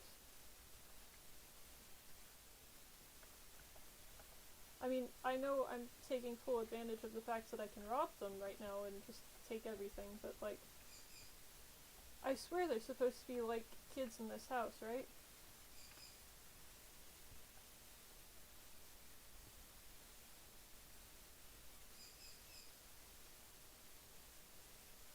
Did I just miss them somehow?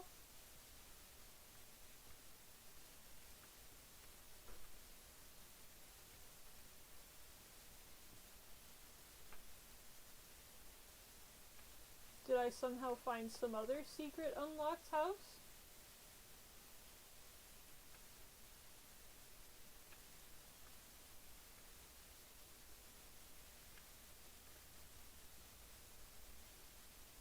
Did they disappear because I robbed them?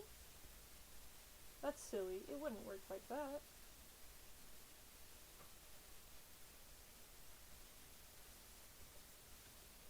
There's gotta be something in my quest about it, right?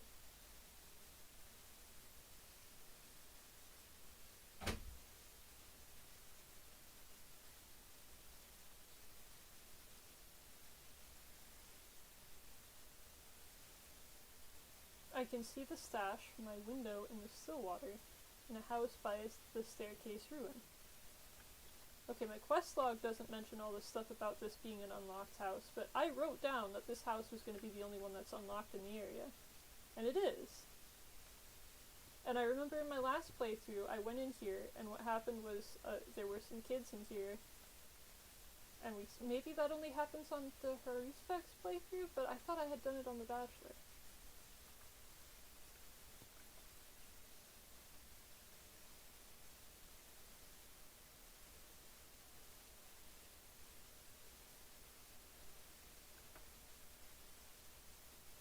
It's this house, right? Because there's the ruins.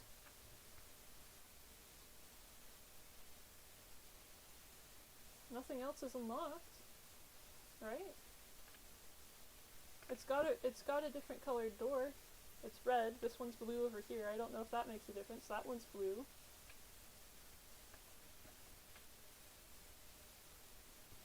Should I cross the river and see if we can find any houses near that staircase ruin? Oh, can I not jump the fence? Come on. That's jumpable. Come on, game. Work with me a little bit here.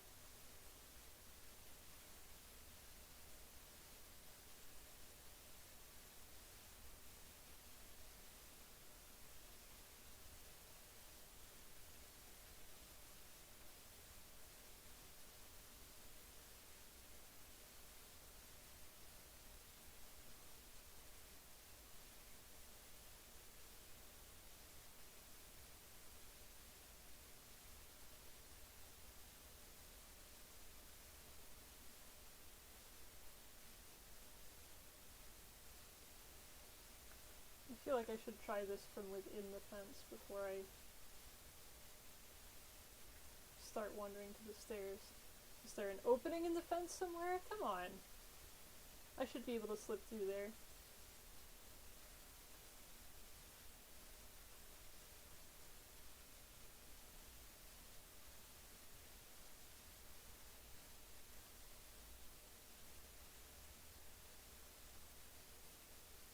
What day are we on? This is still day 1. We're on day 1 and it's currently... Oh wow, it's a lot later than I thought it was. I probably shouldn't be... I might have to reload a save. We're not too far behind on tasks or anything. Our missions are currently to get the blood-colored fugitive. We need to get 2,000, whatever the currency is in this game. We need to get 2,000 of it and go back to the caretakers, which I currently don't have that. I've been spending it on food, but I'm not really worried about that. We'll get that eventually. I'm also trying to find the house that Laura Rappel sent us to, and that is currently what's kicking my butt. I found an unlocked house.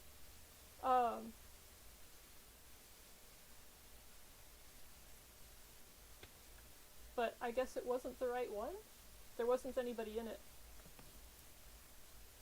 I haven't played it an awful lot. I made it to like day 3 or 4 as either the Haru Specs or the Bachelor, but this was like in November of this year, last year. It was forever ago. It was long enough that I've basically forgotten a lot of what I did, which is why I'm restarting from here.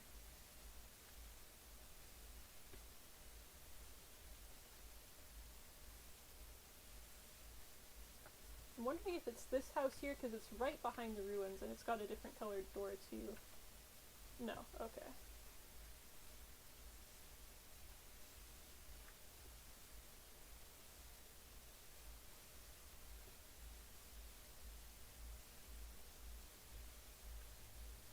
Is it this one? I feel like it's this one. I kind of remember it being in this... No. Okay. Uh, I don't want to look up a guide because I've been doing okay without it so far. Oh, this is unlocked. This is near the ruins.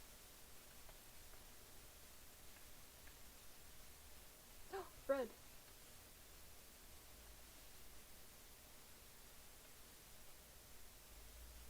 Oh, gotcha. I haven't tried Patho 2 yet, but I hear very good things about that.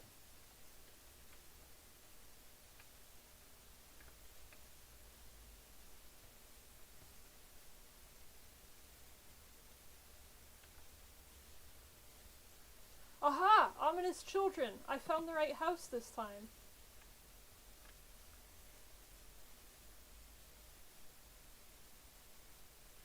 This is Doghead. Ah. Oh man, I told them to escape straight away without tossing a coin. Explain yourself. How are we supposed to find the Schmauters now? Do we seriously need to detain every little kid in the street? What do we barter with them for? And we can't take the Schmauters by force. Bullying is against the rules. Khan would totally bite our heads off for that. Who is Khan? Khan is our leader. He is the commander-in-chief and the steward of the Specular Tower. There's that tower coming up again. If I remember correctly, I can't actually get in it. But I don't think I ever tried because I kept getting distracted with the thousands of other things going on in the game. So I'm gonna write down that we've got to check out Khan at the Specular Tower.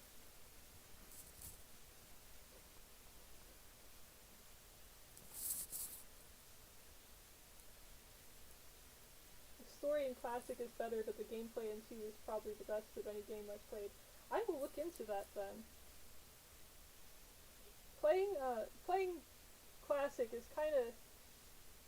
It feels like a very interactive book to me. It's a lot more reading than actually gaming, but that's okay. I've been playing a lot of Choose Your Own Adventures and visual novels and stuff lately, so it doesn't really... I don't mind it so much.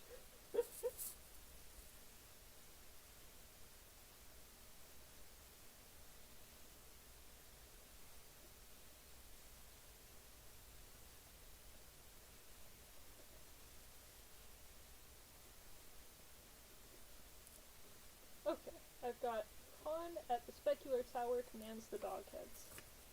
We'll have to see if we can bust in there. The Specular Tower? The Polyhedron. The tower on the other side of the river. You won't be allowed in because you're not one of us. Too bad. Oh wait, that's it? That's our conversation? Do you have anything else to say? Like, I feel like I didn't really get much of a lead here. May I inquire as to how you found this place, sir? I'm investigating the murder of Simon Kane. You will answer my questions. Question 1. Who are you? We're playing here. Rehearsing, actually. Also looking for something. We need it for the game. Nothing special. Just some junk. Try again, and try to be honest this time. Yeah, well, it can't be fixed now anyway. Alright, I'll tell you. Who knows? Maybe you'll even be of help. The kids are in danger. We've come here to get Schmauters, but someone has already looted the cache. Maybe it was Capella's doing? She's probably distributed them among her minions, the pagan. Capella? Tell me about her. Well, Capella is Capella. Even though she's our foe, we still respect her. She's luring kids out of the tower, trying to organize a sect of some kind. And they worship her, like for real. Well, that's understandable. She's the kind of girl that you could even fall in love with. Too bad she's not on our side. Of the river, that is. Pah! Pride is the downfall of everyone. So what you're saying is she's distributing the Schmauters among the kids, right? The little ones are playing Epidemic again. They wanted to get their hands on these damn Schmauters so very much. So now we need to catch the kiddies. And I mean all the kiddies in the town, one by one, and pry the Schmauters from their hands. See, the common opinion is that schmauters can cure all kinds of ailments and stuff, but in truth, they're deadly. Why were they produced in the first place, then? An adult will be severely poisoned. They'll be bedridden for a week or so, but that's it. But it spells doom for little kids. How are children supposed to cure themselves, then? Children? All children should come to our polyhedron. They'll be safe there.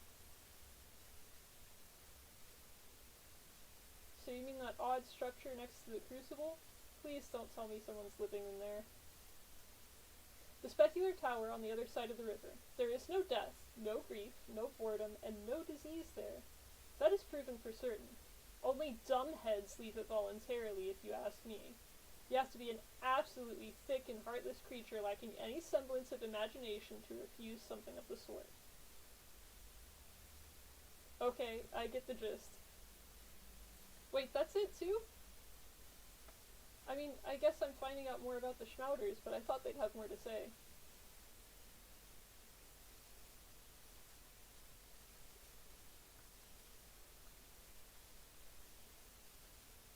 They have food on the table, but I don't really want to steal from kids.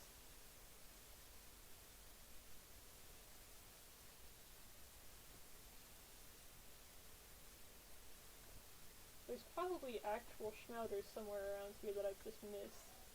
I bet it was that weird packet on the table over there. But they're standing, like, right next to it. This is just gonna be awkward. I don't think I can just walk away with that. Is there more somewhere else?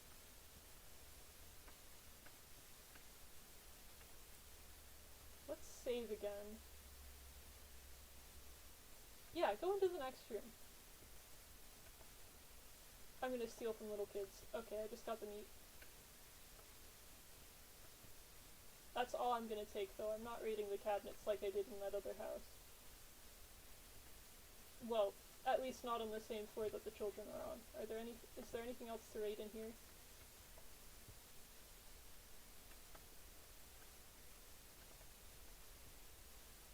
Okay, I think I'm done here. Well, apparently I'm not done here because I don't know where the door is.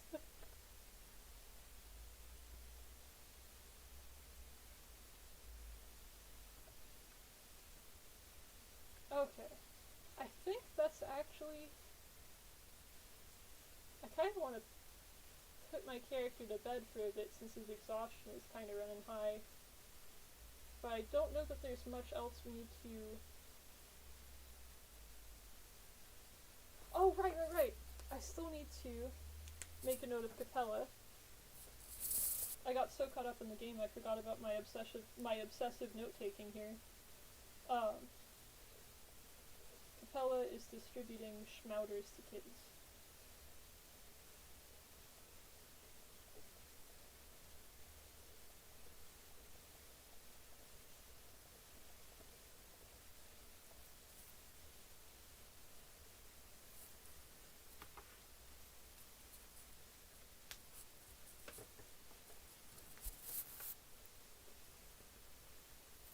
I think we should talk to the Canes, and then pass out for a bit, get the exhaustion lowered, and see how much time we have before midnight. I'm almost scared to look now. It was a lot later than I thought it was. Yeah, it's already... We only have a few hours. That's not good.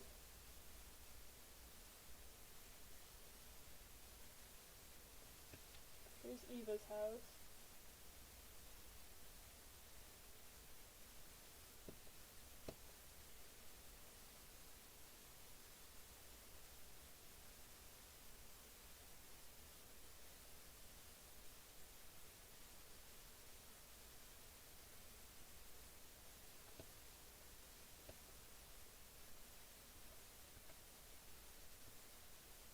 I think this is Victor's place, isn't it? Ah! And there's Reuben. Okay, I was looking for him.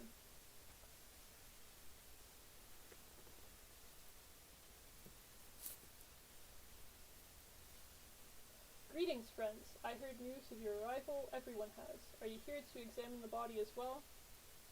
I do hope you haven't touched it yet. I haven't. Is there a problem? There is the threat of an epidemic. The Crucible needs to be quarantined. Any access to the body should be forbidden. Are you sure? Well, doesn't matter anyway. If it's that thing again. What do you think it is?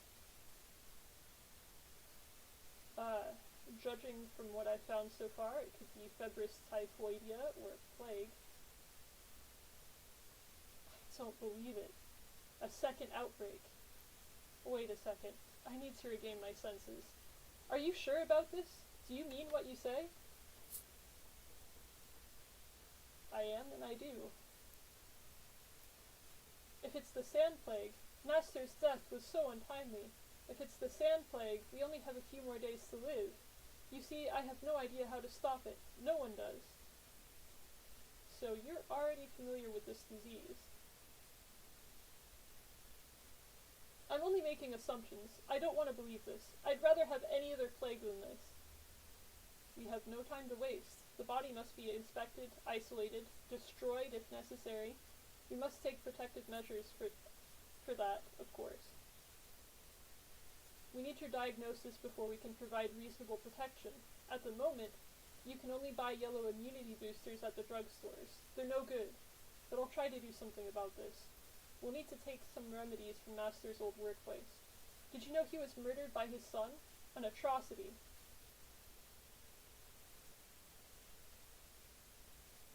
His son has nothing to do with this. I presume Isidore was infected by Simon and died of the same disease, or vice versa. Let's not waste any more time. You're right. Let's make haste. I'll get everything ready for the examination. Meanwhile, let's arrange for the body to be isolated. Kane is keeping it in a cold place. I'll keep you informed. If we act deliberately and with calm mind, we can prevent this epidemic. Stay strong. I won't leave you on your own.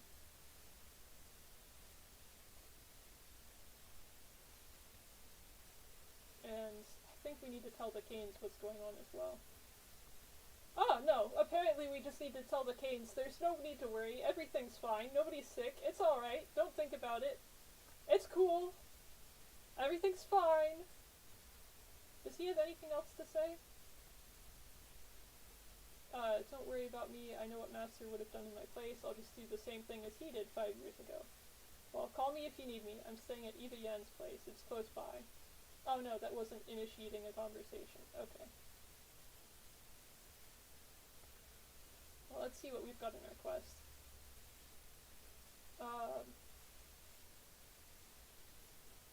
The investigation of the double murder has introduced a few additional considerations. It is highly possible that Simon died to the same unfamiliar disease. The town medic should be warned at once. We did that. We identified the killer, although we've yet to apprehend him. Okay, so it should be safe for me to sleep now. And I need to inform Georgie Kane of the primary investigation. So I need to go to the other house at the Crucible. I still keep trying to sprint, and it's just not working. I just crouch.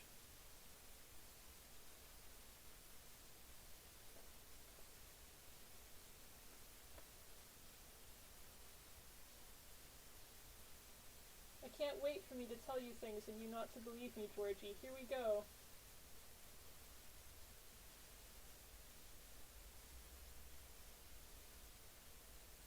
I have been told of your initial verdict. You assert that Simon Kane was not killed by a human or a Shabnak demon, but died of a natural cause or succumbed to some physical sickness. Is that what you're saying?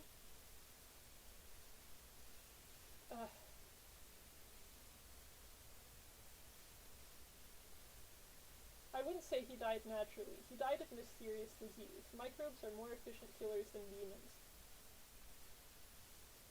Is that a hypothesis or a fact supported by evidence? I mean, I haven't seen any evidence yet. Nobody's letting me look at the body. Now I don't really want to look at the body because it's probably infected. Like, I haven't been able to look at Isidore's body yet. And we don't know what went on with that tributary guy, the Father Superior. so I guess it's just a hypothesis. But until I can confirm anything, like, there's no way for me to get a proven fact out of any of this. Mere hypothesis is not something I'm willing to accept. Well, then let me look at the body! Jeez. Come on, dude. Furthermore, the same rhetoric is widely employed by the people who want to hinder the murder investigation at any cost. The same people are spreading false rumors of civil disorder, which, as they would have it, took over the town. The same people would happily sacrifice human life to maintain a semblance of order. What would you say to that?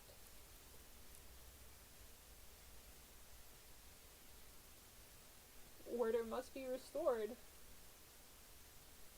And I would say otherwise. This whole narrative is much too convenient for those covering for the murder. The murderer who knew how to take Simon's life and keeps the secret to themselves. What if they do not stop at that?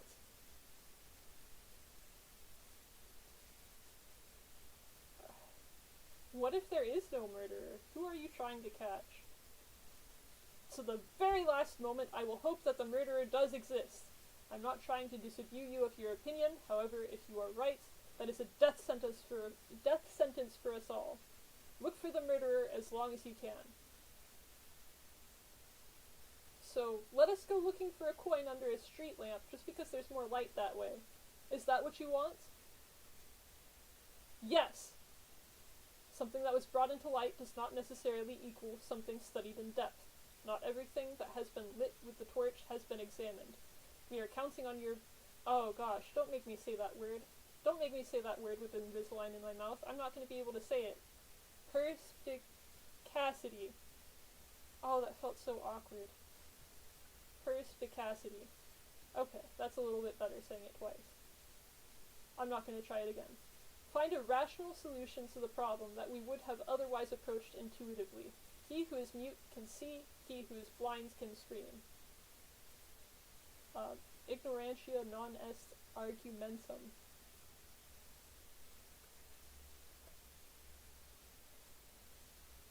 I have been told of your initial verdict. You assert that Simon King was not killed by a human or a Shabnak demon but died of natural cause. Oh, so we're just going to go through this whole thing again? Just let me examine the body.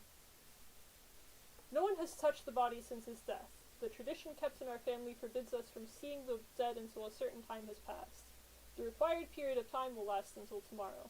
But I will not stop looking for the killer until you are able to convince me that your assumptions are true. If he was infected, then how did it happen? Next thing you'll tell me it was Isidore that brought the disease into our family home. Well, probably. Here we go, this is what I've been trying to say this whole time. The most convincing proof would be a body examination. What other proof do you expect? Venerable bachelor, do you take me for some willful old fool who has burdened you out of spite with a complicated solution of a simple problem? Or perhaps you think I am covering somebody else's sins, getting in the way of you doing your duty. You are pushing me towards this conclusion. The body is in the focus of the crucible. You cannot examine it now, and I mean that it is technically impossible. No one may see the body before a certain period of time passes, neither Master Reuben, nor you, my dear bachelor, not even myself. So what am I supposed to do then? What can I ask of you now? You have come to a conclusion already, have you not? If you haven't, then I urge you to seek out the facts as relentlessly as we do. May Providence help us if you are right. I'm gonna go discuss this with your brother. I mean Victor, obviously.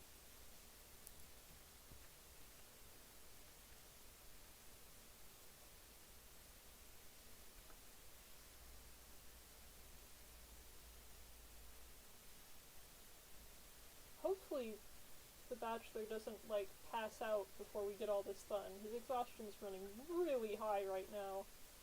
But I'm scared to sleep in case we just have missed one little thing and get killed at midnight.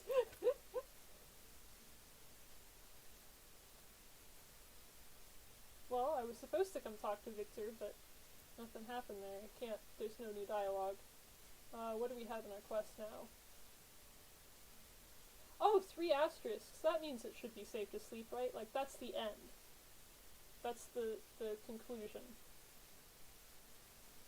The initial findings suggest that Simon Kane was killed by a highly contagious disease.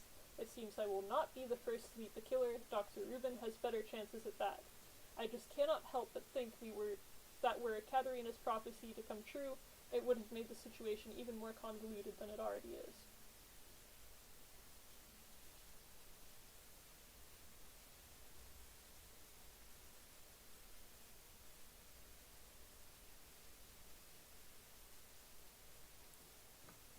Okay. I'm going to find a place to park Bachelor Denkovsky for a minute, and then I will run back to Capella and ask her about the Schmouders before I turn them into Laura.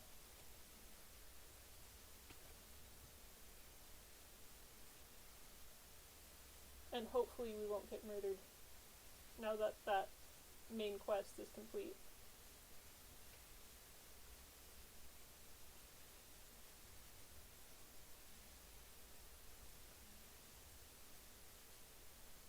I want to actually make it through day 1 if at all possible.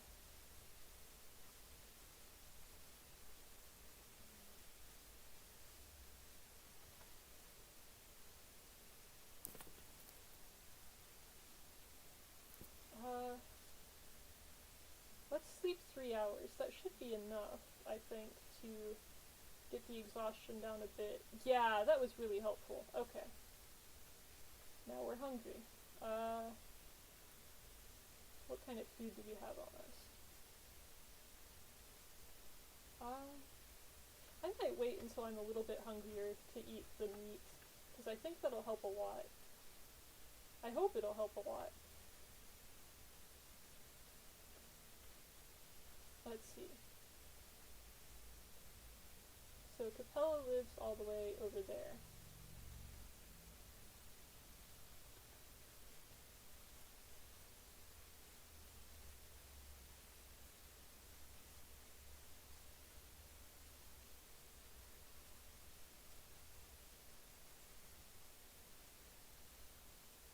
I don't even know if we'll be able to go in now that it's so late. Maybe I should save over here before I try it.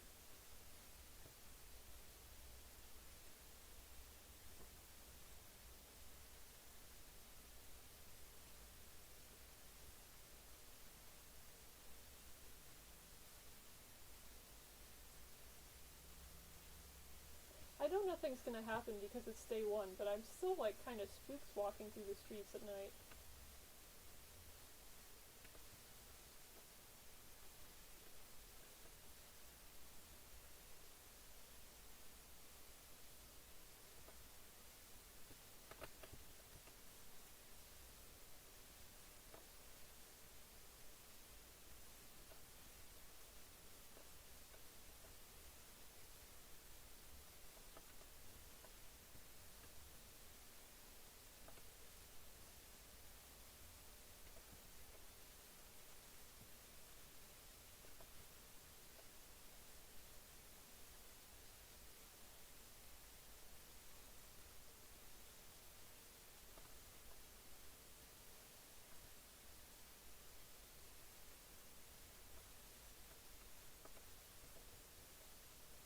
Oh jeez, why are you walking around? It's late. Get out of here. Get out of here. You scared me. I nearly shot that guy.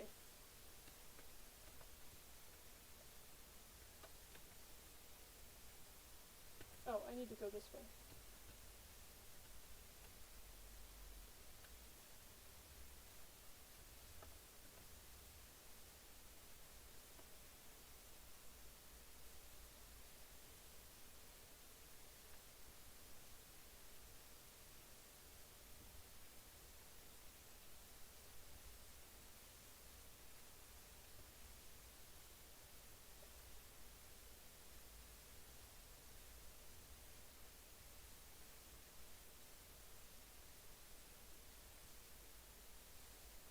Knock knock, I'm here to see the child drug dealer.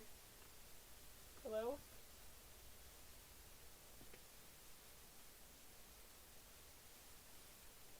Look at all this. If only my dear mother was alive, she'd take the reins of power in her hands. Even father would listen to her. But who's to take care of us now? Not Katerina, that's for sure. The mistress is too exhausted. Your mother? Who was she? You don't know? My mother was Mistress Victoria. I was named after her. If only I had gotten her power along with her name. Excuse me, sorry. If only I had gotten her power along with her name, no one would be trying to crawl underground out of fear now. People cling to Simon so much because they've forgotten what true protection is like. Why don't you believe in Katerina's power? Katerina is scared like a child herself, and I think she's being tricked. Yes, her prophecies come true just like it has always been, but they are becoming more and more noisy. Every word she utters comes across as a metaphor. Can she really predict the future? She sees the vague futures, and she always speaks the truth, just like a true mistress ought to. I see.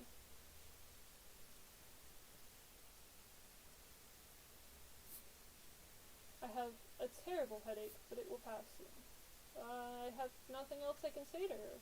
I can't, show her the schmouter I picked up and be like, hey, what's this? Do you have more? Sorry to have bothered you. Is there really nothing else we can do? Okay. I did go to the right NPC, right? It's her. I wrote down Capella Schmouter distribution. I'm gonna tell her dad. Hey, your daughter's giving everybody drugs. I don't think he wants to talk to me anymore.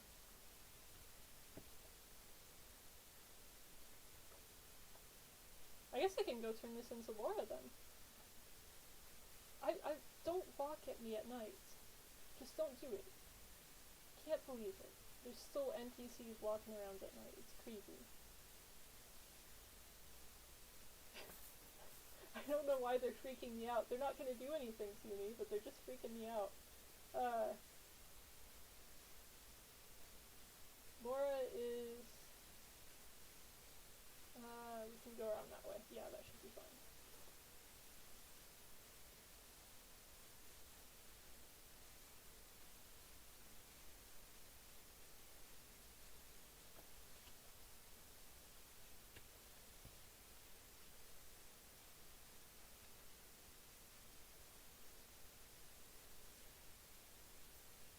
Oh, I haven't checked the Discord in a minute either.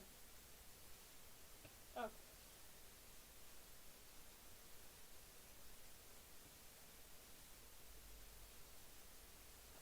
I shouldn't text and drive. Where are we?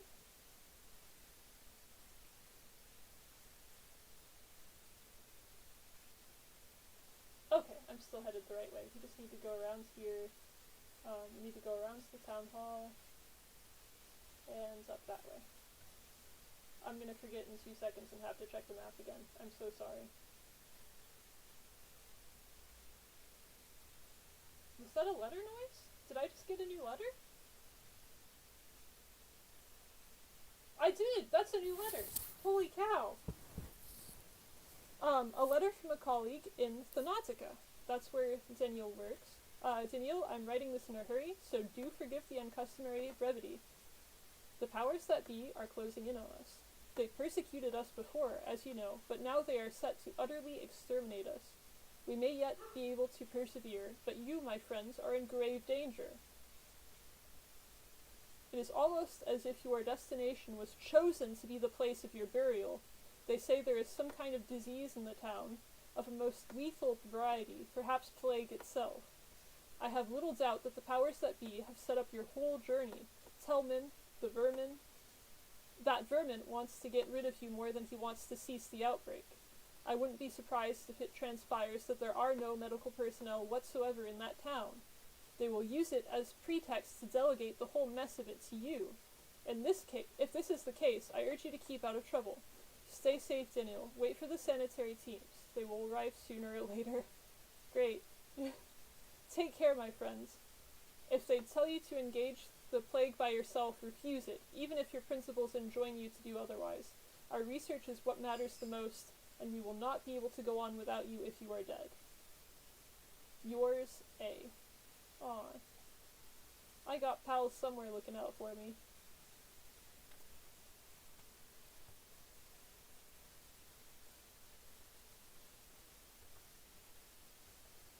It's almost midnight.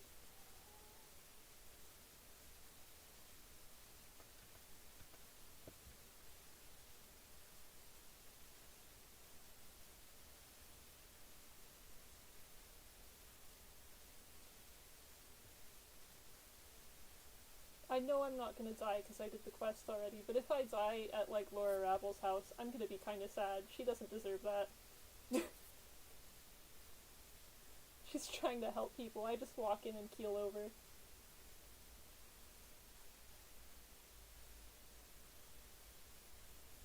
Did I? I did. I suspected I was starting to go in a circle, and I was absolutely starting to go in a circle.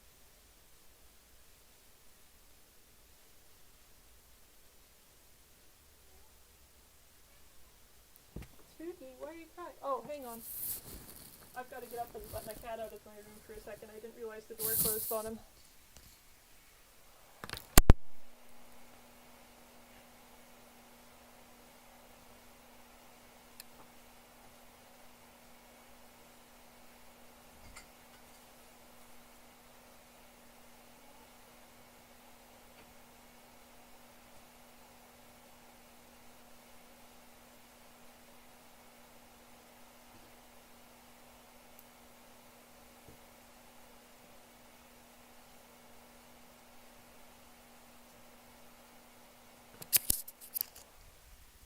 Sorry about that. I let the cat out and I dropped the mic. I'll try and figure out the noise issues with this this weekend.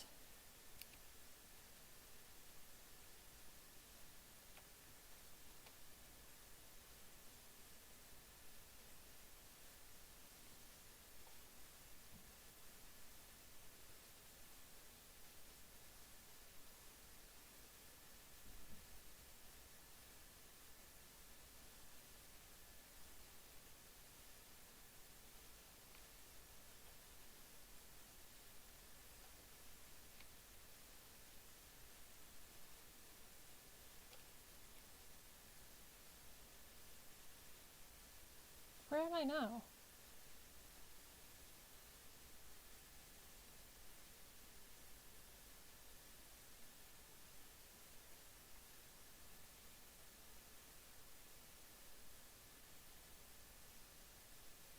Ah, I don't know what it is, but I keep trying to go in a circle.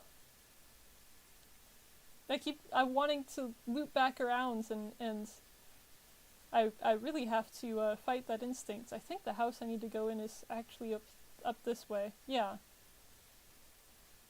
This should be it.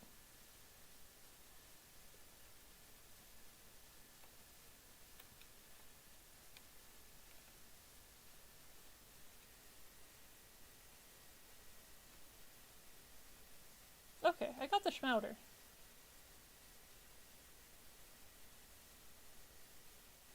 I found it. Unfortunately, the cache has already been looted. Oh, the terror. I found one specimen of the schmouders, and I'm going to examine it. Give it to me. Let's throw it into the fire. I'll reimburse you for the loss. No. I'm gonna keep it. I've got a microscope in my room at Ava's, and I've got the microscope at Ruben's. I feel like we should, like, legit try to examine it. I don't know if the game will let us, but I feel like we should. I'm gonna write that down. I didn't think of this before until Denkovsky was like, I'm gonna examine this. But, like, I think we can legit examine this.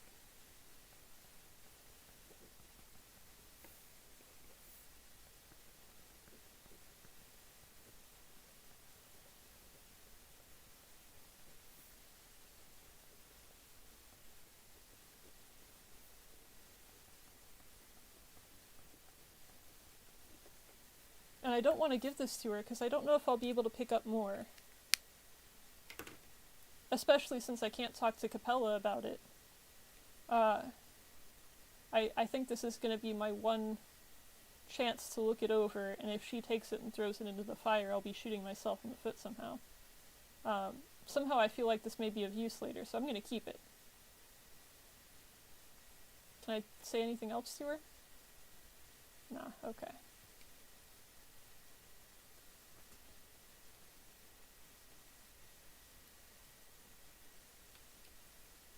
Was there anything else I needed to do? We found Reuben, and we warned him that it may be plague. We still need 2,000 for the caretakers to come and get the body from the willows. We got the Schmouder. I haven't checked out Isidore's house again, but I think that's going to be something I have to do on day 2.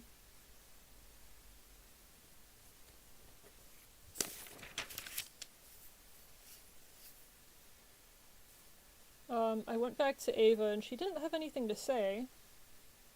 Maybe I can talk to her again before I try to sleep to day 2.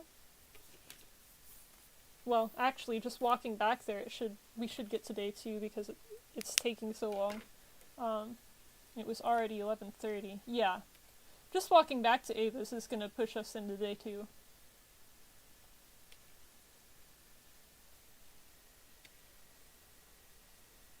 But I think I've done everything that I can. The day is over. Oh, nice.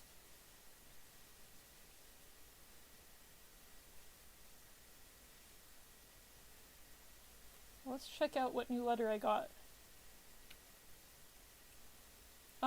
The body is isolated. Bachelor, the body has been isolated.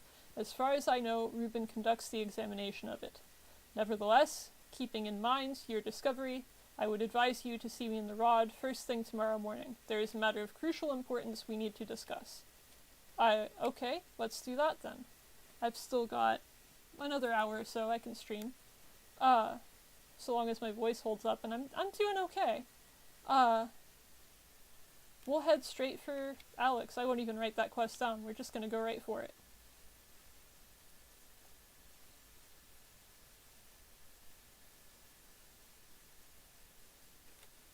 Does he? Is that a knife, dude? He's walking weird. I think that's a dude with a knife.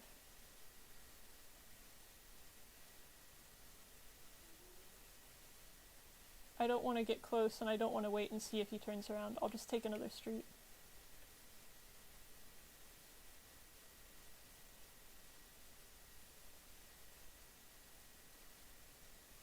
Oh, jeez. Everyone's gonna have knives, because I'm wandering around after midnight, isn't it? That's the issue. I should just go back to Ava's and actually... Maybe I can sleep at Laura Ravel's? Please don't throw knives at me while I'm going into this house.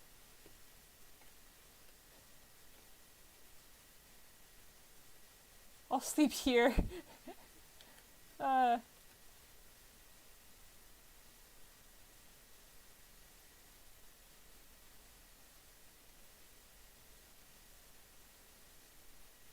Oh crap, I'm gonna starve to death if I don't...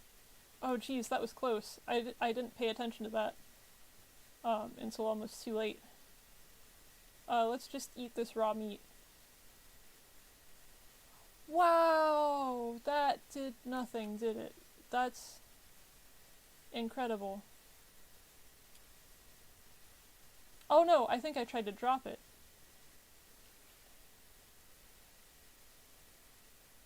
There we go.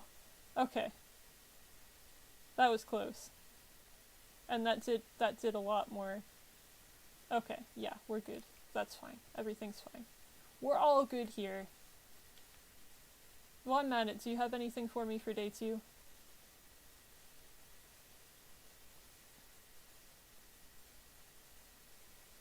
Whatever happens tomorrow, do you come by? I'll show you my house. Okay. I'll write down that I need to visit around noon.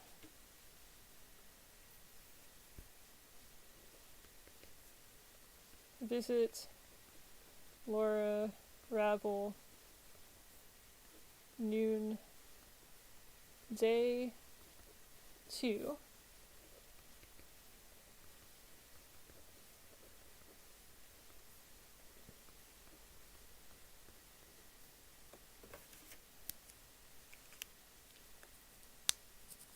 Okay, I will come by around noon. Hopefully it's not so early that there's still knife people walking around. I don't see anybody. He's not holding a knife, he's walking like a normal person, that's good. Ah! Oh jeez, I should just... Gun.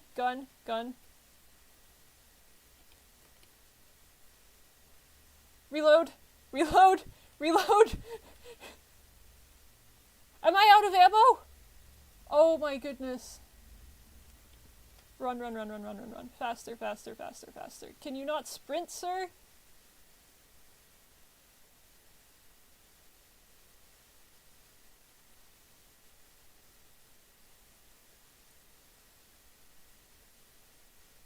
Is there another guy with a knife up there?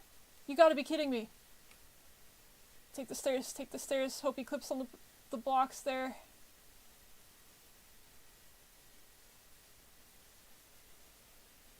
There's the crucible. We should be okay there. I can't believe I didn't buy ammo. It's because I didn't make a quest out of it. It's because I didn't obsessively take notes about the ammo.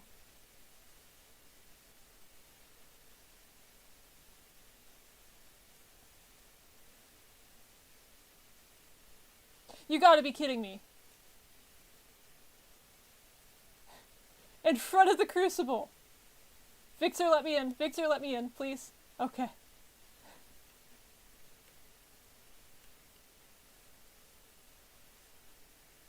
You have terrible neighbors, man.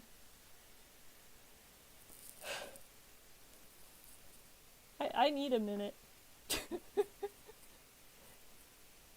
Well, this is gonna be a chill stream. This is gonna be a stress-free stream. We're not gonna freak out about any surviving or anything. As soon as I see guys with knives, I like panic. Though I did have for a while there, my first pathologic playthrough, I had nightmares about the dudes throwing knives at me from like across the map basically. For like, they were reoccurring. It was really annoying.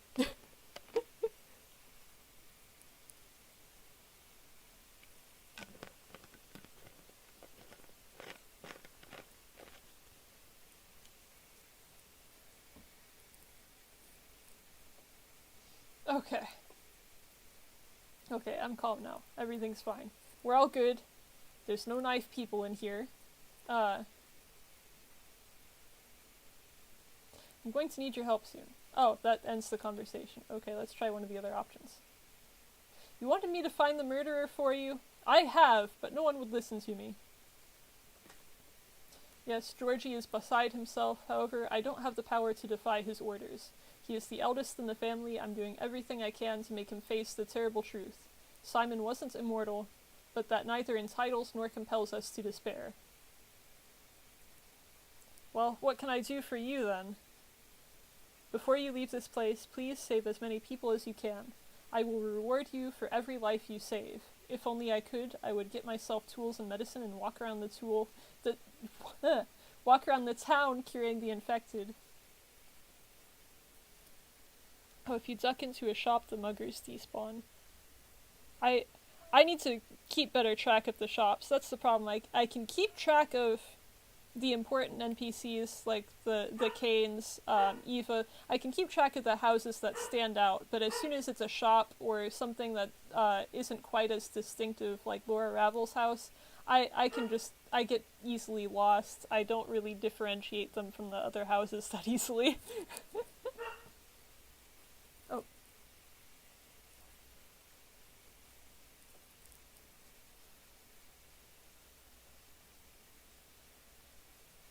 I'm going to do everything I can. I've said this many times. Oh my goodness, the puppies are really acting up, huh? Give me just a second and I'll get the door.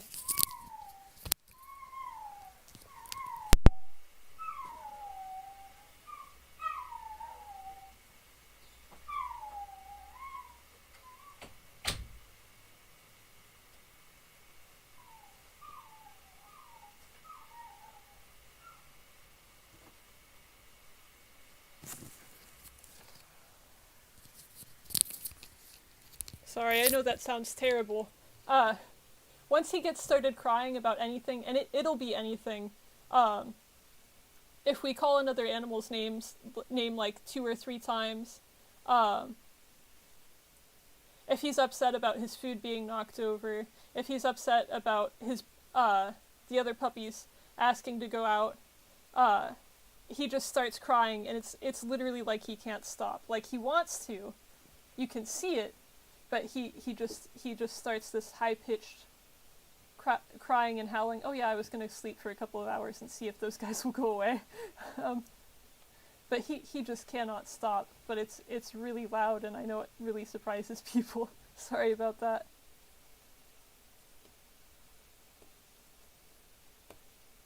Does he not have a bed? Where do you just sleep sitting up? I can't believe Victor Kane won't let me randomly pop into his house to sleep in his bed at 6 in the morning. What a jerk. How inhospitable.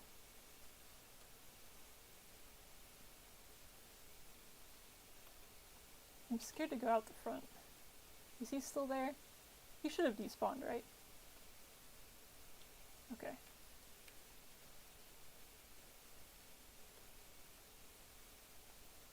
Oh, jeez.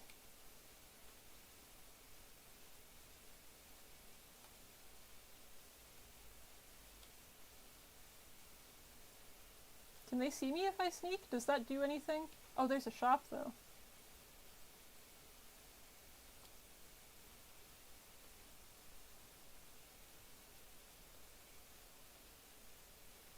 Maybe I should just chill out in here for, like, a little while.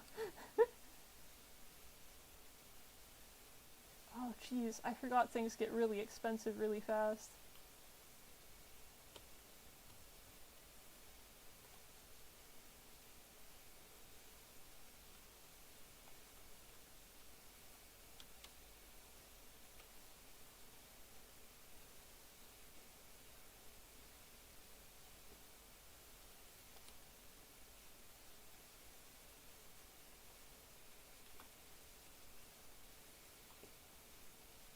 Okay, does Eva have anything to say today?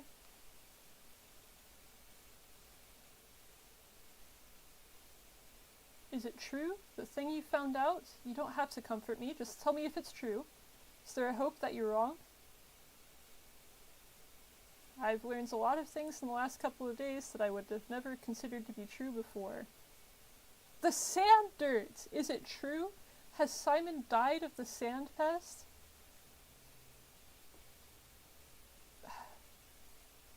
My colleague Ruben suspects as much. Then we need to run away from here, Daniel, immediately. Even if we have to move exclusively by foot, we need to go now. We will die in the steppe, of course, but at least it won't be as excruciating. I can't leave, but I can help you leave.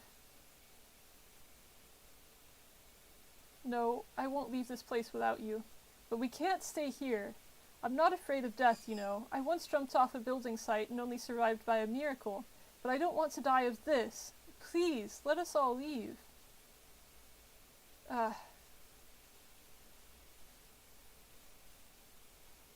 Tell me how we can get away from here. We'll see what our options are. A freight train full of meat, leather, and raw materials departs from the station every month.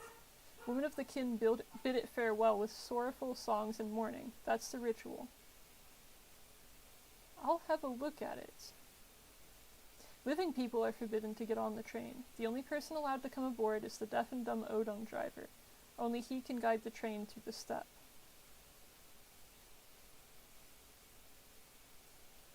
I came here without any additional rituals, and I'm planning to leave in the same fashion.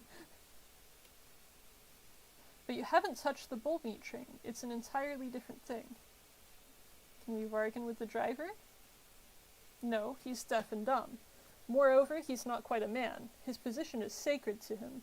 There is a way out, though. I think I know of a man who could intimidate even a deaf and dumb Odom. Who is it? Andrei Stamatin, the architect. Oh, I didn't talk to them on day one. I don't think there was time. But I did have them listed on my list of the bounds. He is a very menacing and strong man. He treats me in a slightly condescending manner, but you can speak to him on my behalf. He won't refuse. And I think even Andre doesn't want to rot of the sand plague. I'll relay your request to him.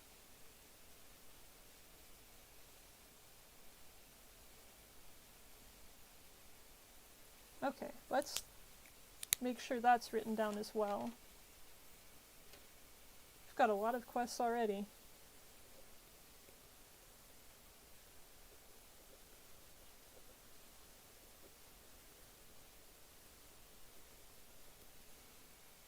And maybe when I go visit Andre, we can visit Peter as well, because I think he's also on my list of the bounds. While we're at Ava's, let's head upstairs and use the microscope and the schmouder.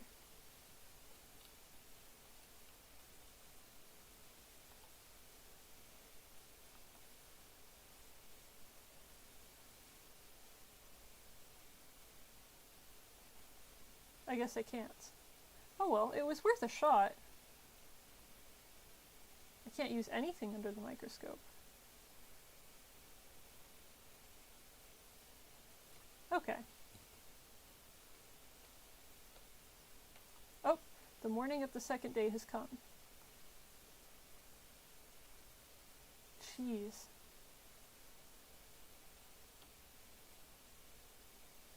Day 2, in which the Bachelor gets to restructure authority as an equal and accepts emergency powers.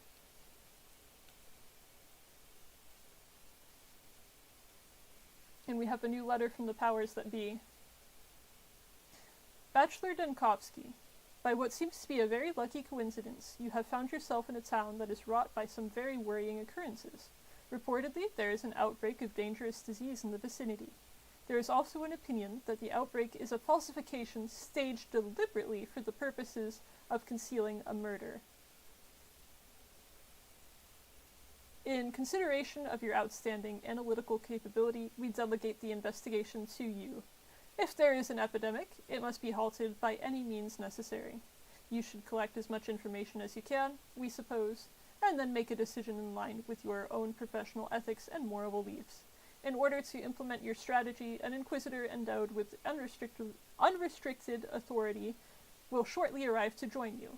In the events that you are unable to curb the outbreak before their arrival, all power over the situation will be reassigned to them. P.S. It has come to our attention that you have recently requested permission to continue with your own research. The decision of whether or not such permission will be granted depends on the results of this assignment. Your success, therefore, has a bearing on your scientific reputation and your further academic career. Professor Tellman. He didn't even sign it with an XOXO. This guy hates me.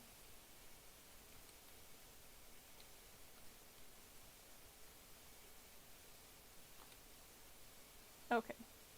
I didn't check the time. Do you think it's safe for me to wander around? It's 7 now.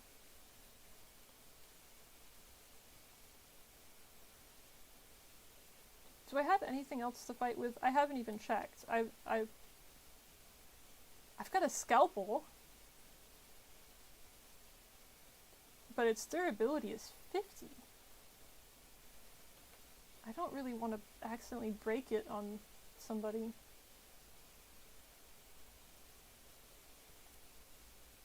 I should be able to have it repaired, but it's going to be expensive.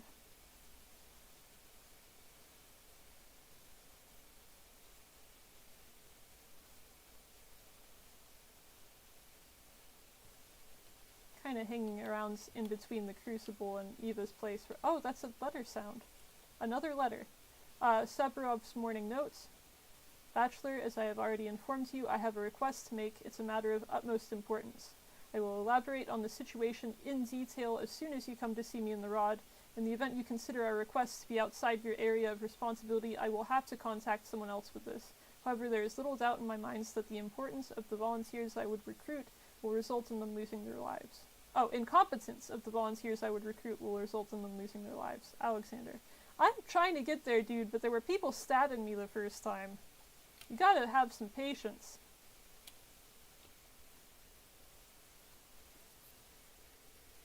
Oh, you can't break a weapon. If its durability goes to 0, it would just be really inaccurate and do little damage. Thank you. I did not know that. I've always used everything really sparingly because I'm scared I'm gonna bust it.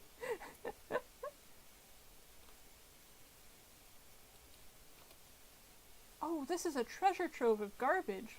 That was great. There were 4 things in there.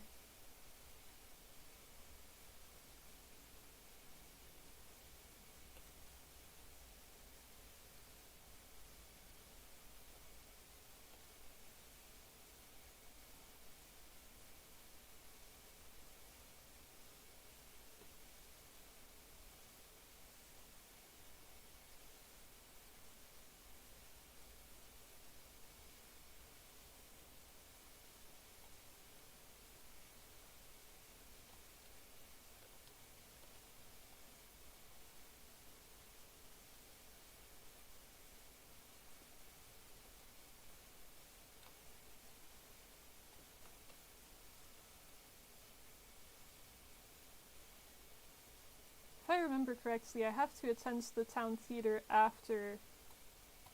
I have to attend it in the evenings.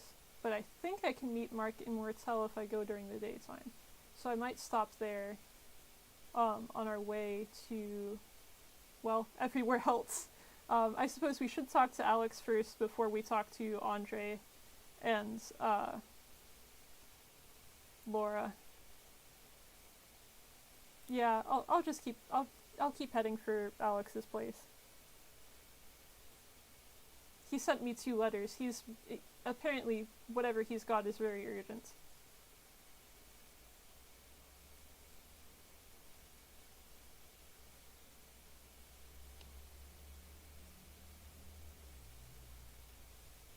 Am I going the right way? That's the theater. So I need to head over here and across the bridge. Okay.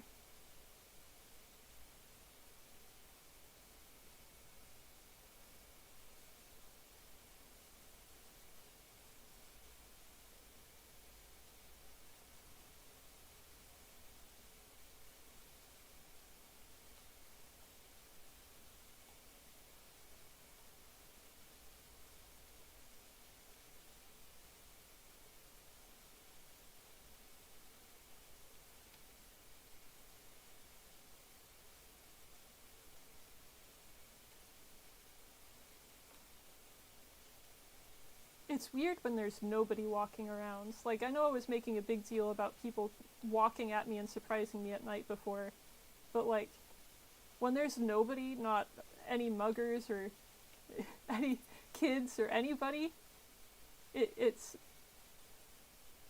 freaky.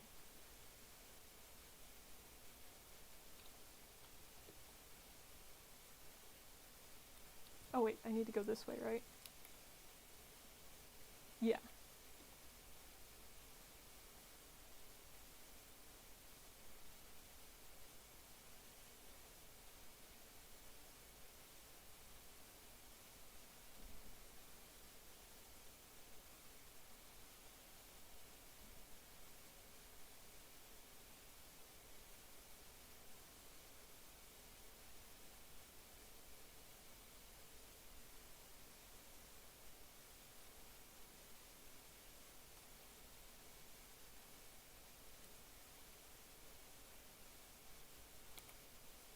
Okay, and I kind of remember this house. It has the big fenced-in area, and the back door, and the front door.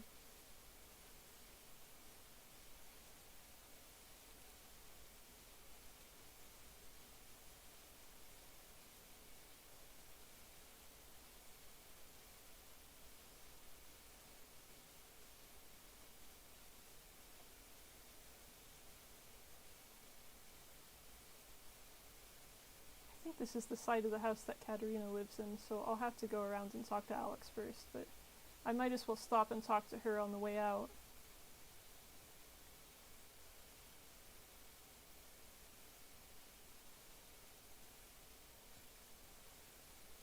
I know the other characters don't think much of her prophecies, but there is something to be said for the accuracy. Because if I didn't find the murder, I was going to get killed at midnight. Let's see. So, yesterday you told the Canes that we may possibly have to face an epidemic. I believe you, Bachelor. In all honesty, I am one of the few people that do. The rest are astonishingly blind. What do you intend to do about it? We still have a few precious hours to stop the disease from spreading.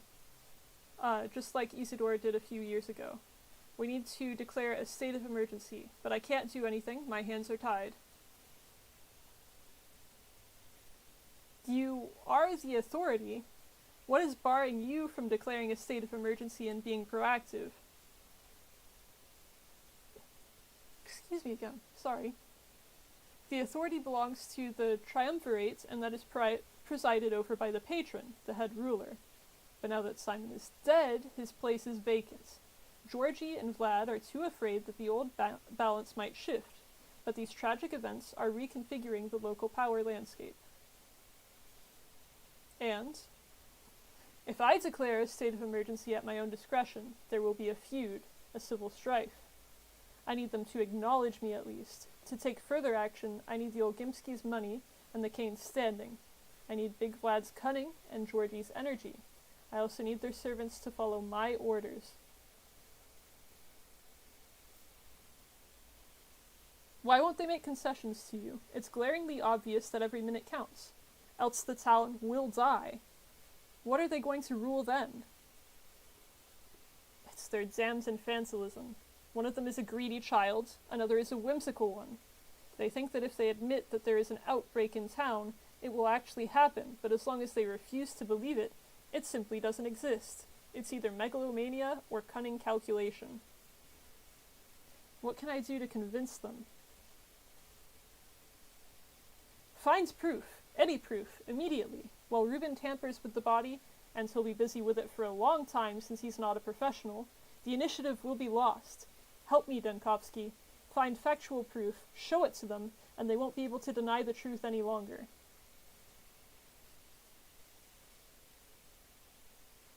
Sadly, this is now my direct duty. I received a letter from the powers that be testifying to that extent. What steps are you planning to take? I've asked several people I trust for help. Perhaps they have already offered to help you too? Some of them have sent word to me already. Furthermore, Anna, the current owner of the Willows, is positive that she knows how to find irrefutable proof of the outbreak. She needs a competent person to assist her. Okay, I'll go speak to her again.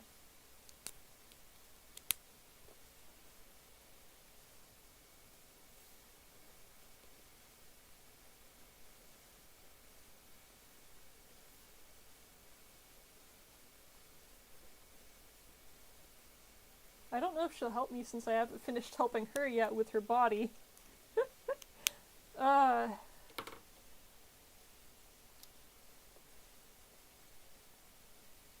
Okay. So, we'll stop at Andre's on the way to Anna's.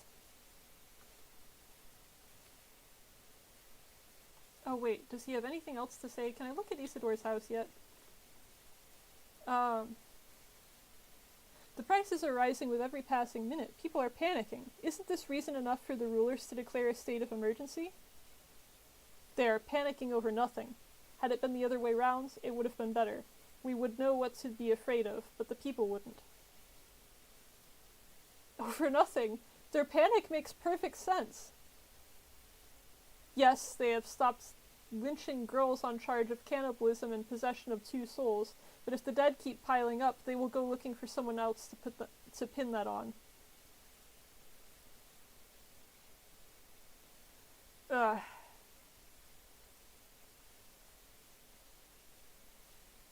We'll be able to stop the threat before the panic turns into a catastrophe, but only if I'm supported rather than stonewalled. Everything is in your hands, Bachelor. I know what I'm doing. Do I? I used to guide the first time I played this.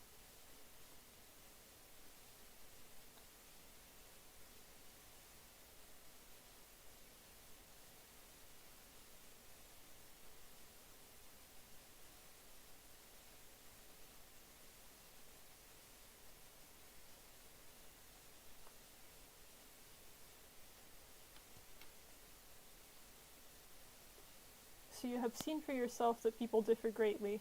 Sad but true. Some of them shine like stars, others are nothing but steppe grass. There is only one thing that makes them different. Truly outstanding people care for others, and are even prepared to give up their lives for their fellow men. People of the crowd only care about themselves.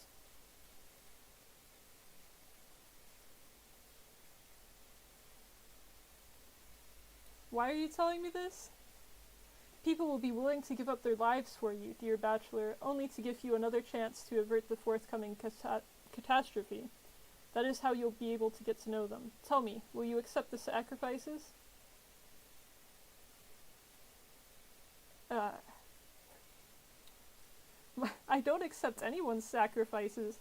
My job is to save human lives, rather than waste them. The life of a person can become the fee you'll have to pay to see the events move forward. Unless you'd be willing to contribute to them, of course. Their motives will also differ, but their ability to give up their lives for a higher cause stay the same. Plague is the measure of humanity.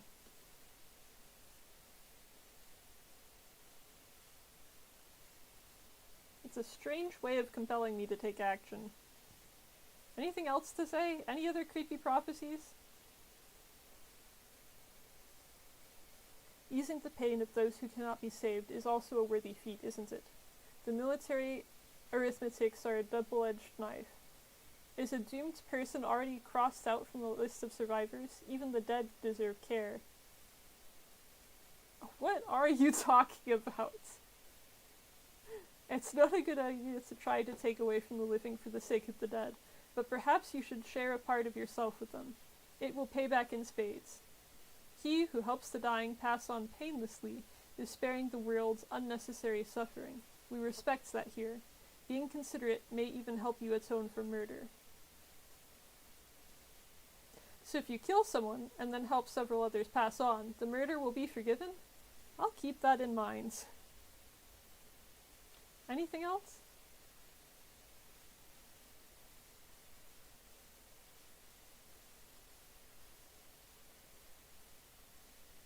Okay, I guess that's it for her. We talked to Alex. We still need to visit Andre. And we need to visit Laura at noon, which is going to be 4 hours.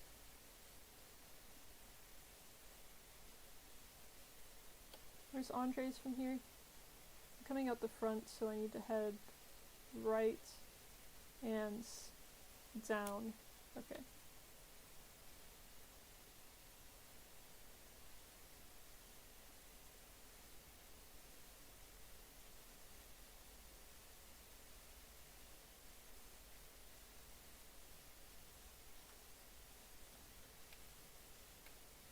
I'm not going to worry about shopping for food right now because I don't think I could afford anything anyway.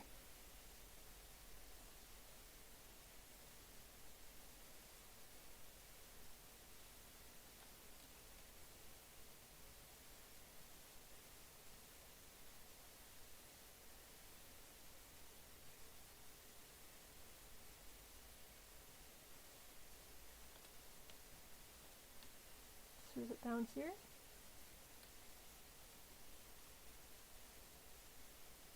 Well, this place is chill. Why is everybody... Don't stare at me when I come in the door like that. Give me a break.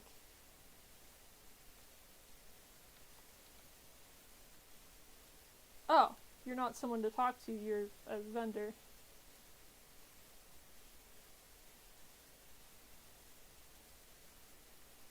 Oh, I can get coffee. I remember coffee was important for something. It's a strong effect on the heart and blood vessels. Coffee decreases fatigue, making it essential during emergencies. Maybe I will worry about buying stuff. I didn't realize I could get that here.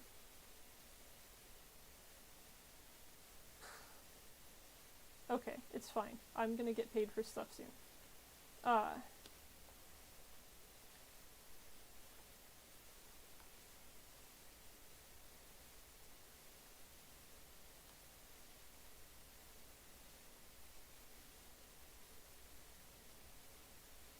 I see the dust of my beloved capital on this man's feet. Ta-da! I bet you must have met me. Wait a second. The uni? Was it you juggling knives on the table? Ah, remember the time when we got the better of those bastards, eh? And you sat there all quiet, but when the tables went down, you grabbed the shooter. Yeah, I remember. Very brave of you. Those were the days. And look at me now. Those were the days indeed. Denkovsky, in case you've forgotten. And you are? Andrei Stomatin, sentenced to death in 4 countries, at your service. Rejoice and sing, those of you who are not looking for me to die. What were you sentenced to death for? You're not going to believe it. For my creation, the Downgates, the Alley of Heroes Ensemble, the other stairway rounds. The house was specifically renounced by the World's Association of Architects. Even though it's always been my little brother and me, I am usually the one to take the beating. Really? I didn't even know all those things were your works. It's an honor to meet you.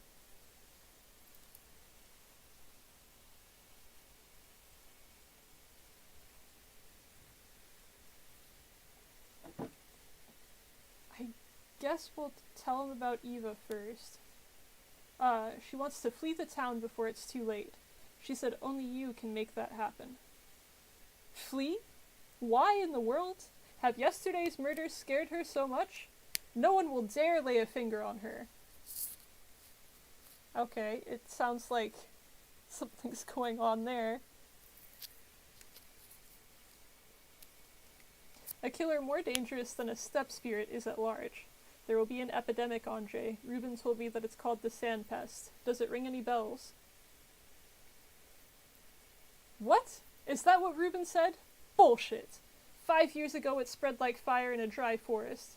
Barack managed to grab it by the tail back then. If it were the sand plague again, drama queens would have spread it all over the place yesterday.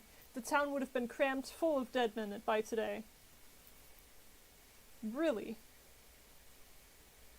On the other hand, Eva is somewhat right. Yeah. It's time to leave the place. Yesterday's orgy was disgusting. The fight for the throne is about to begin, and I don't want to see its consequences. We can't stay here any longer. Are you with us? I guess my only option is to go along with him, so we're leaving? Maybe I should have saved before I had this conversation. If my brother agrees, of course. I am obviously not going anywhere without him. I'll speak to him. So we need to go back up to Peter Stomatin.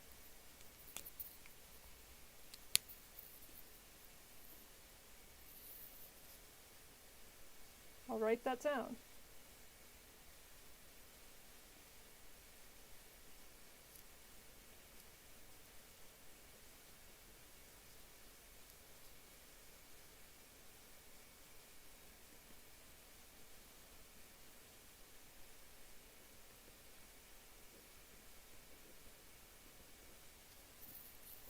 I don't know that I want to leave.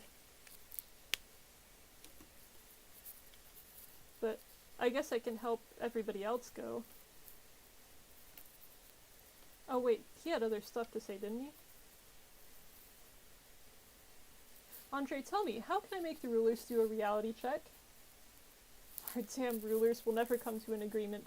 Just like the corners of a triangle will never come together. It seems that now is the moment to let go of any feuds. But their actions are understandable. It's hard to bow down to Katerina. She can neither dream nor soothsay. Why bow to Katerina? I thought Alexander was the one in charge. Alexander? Don't make me laugh. He borrows resolve from his spouse. Katerina can see the future. Well, at least she is supposed to. It was Nina Kana and Victoria Ogimsky that ruled over us when they were alive. The rulers were nurturing the body of the town, while their wives were fostering its soul. Were the mistresses ever able to come to an agreement? We maintain balance on our own nature. Nature has nothing to do with it. Our choices are what establishes the harmony that is essential for survival.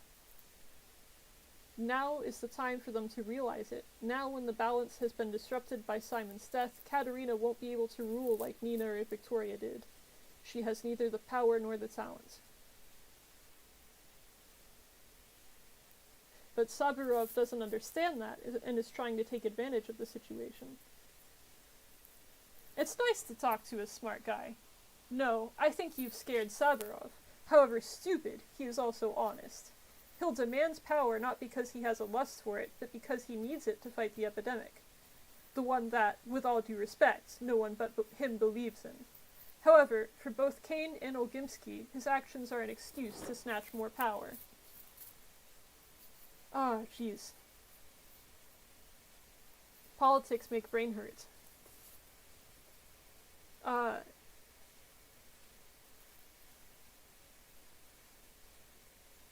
So the public doesn't believe in the threat of an epidemic either.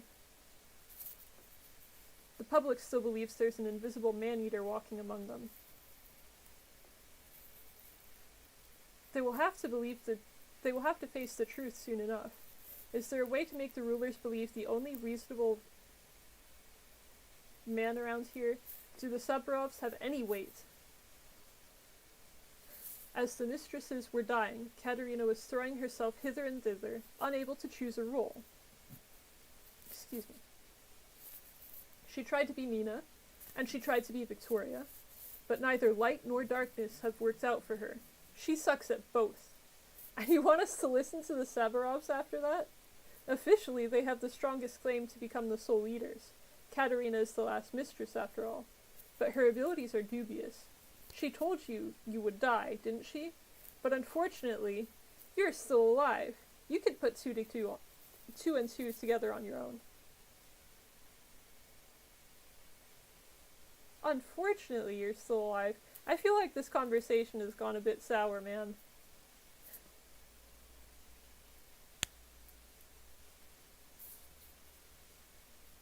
I don't like people who speak in riddles. You got anything else to say? Maybe about something other than Katerina? Any interesting news? People say all sorts of things over a bottle. They say no one has ever seen a Shabnak, but she's been heard. Heard by prophets, heard by drunkards, housemates, and those who happened to walk past the crucible that night. I wonder what the bastards were doing there. They probably wanted to get another glimpse of lovely Maria in the window.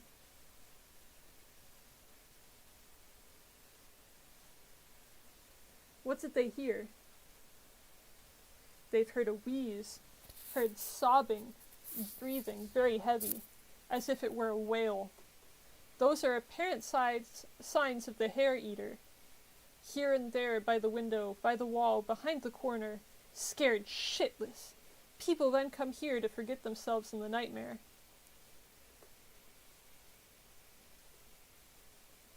You can hear things like that at any corner. That's what's troubling me. If there's a ruthless killer hiding at every corner, then it's time to take arms. I've got weapons, but I wonder if... I'll ask, just to know. Do you know where I could get a weapon?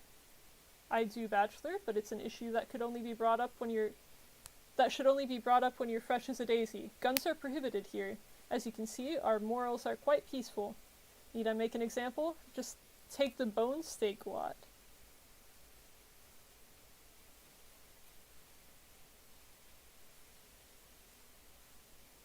Okay. I'm pretty sure the bone steak lot is where I picked up the guns from the patrolman anyway. Is there anything else? Okay. Is she okay? Okay, she's just dancing. I thought she was T-posing.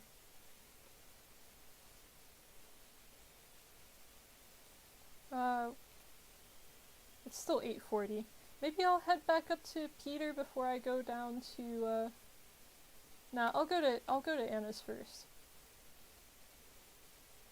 She's literally right here.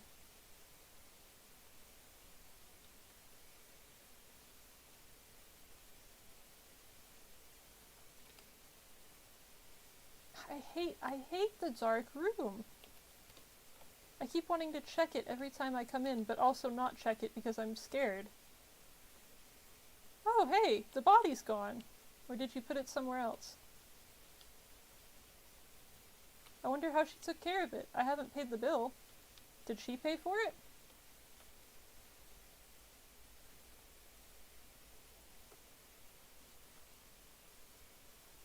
So what do you think? Is it unstoppable? I've started saving up pills. Tell me which ones work better. I've come on Saburov's behalf. Real proof is required for the rulers to devolve their powers to him and begin cooperating. And you know where to find it, don't you? Incidentally, are you aware that no one believes you? Seems like Saburov the despot was the only significant person to have sided with you. He could have prevented the disaster, but it's too late now. And why the hell doesn't anyone believe me, I wonder? Yesterday they were all busy harping on about my educated opinion being the ultimate truth to them. Oh, it's all such a mess.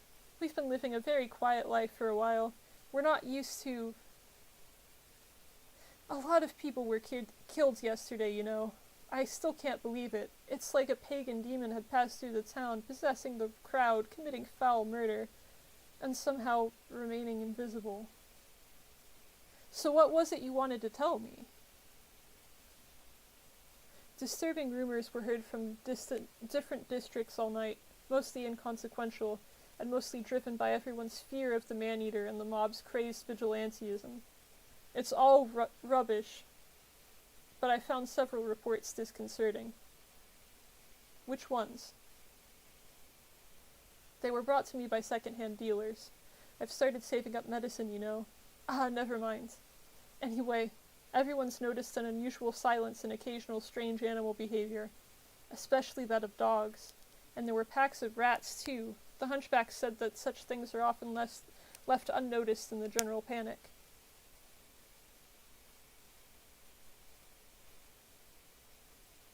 Okay.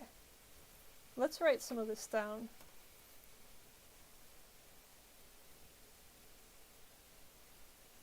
We've got strange animal behavior.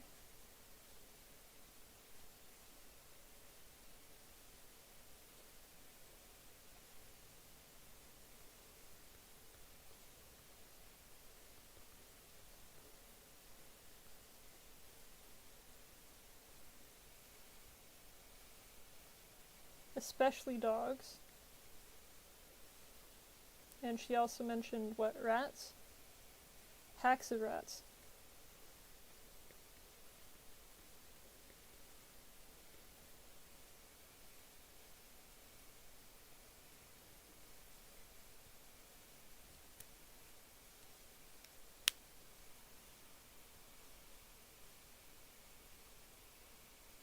Yes, it does resemble the first signs of an outbreak, but silence could have been caused by fear, and dogs always get anxious when people do. As for rats, there's a slaughterhouse nearby, isn't there? There were other signs, too, frightening scribblings and repulsive oily spots on walls here and there. Raspy breathing, again with the breathing. Maybe I should take note of this too, but with all the people talking about breathing all the time, I don't think I'll have any trouble remembering it. Raspy breathing that could only belong to giant lungs can be heard by the silent houses. They say the Shadnak, the embodiment of the disease, is breathing poisonous air, leaving her fat on the walls as she walks by. Okay, so we're looking for frightening scribblings.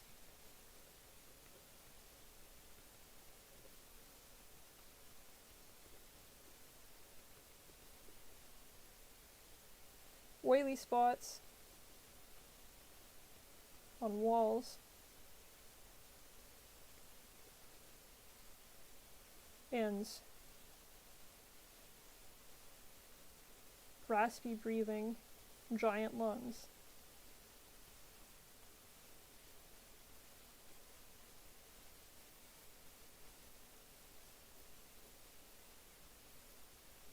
I wonder if that's what's up with that house near Ava's, the one that kind of howls.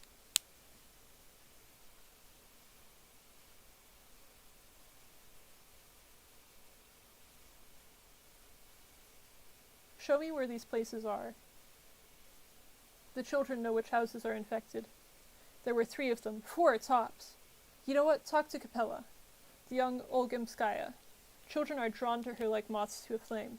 They tend to hang around everywhere and report everything to her. She's at the lump now. And tell her I will share my pills with the children. That's not something... Okay.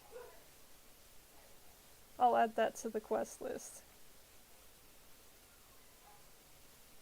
Talk to Capella about infected houses. Oh, the puppies are getting started again. Sorry about that.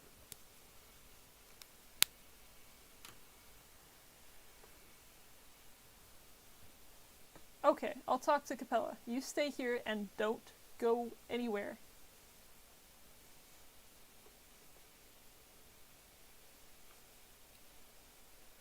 Does she have anything else to tell us? No. Let's actually save and pause here for a second so I can give my voice a break.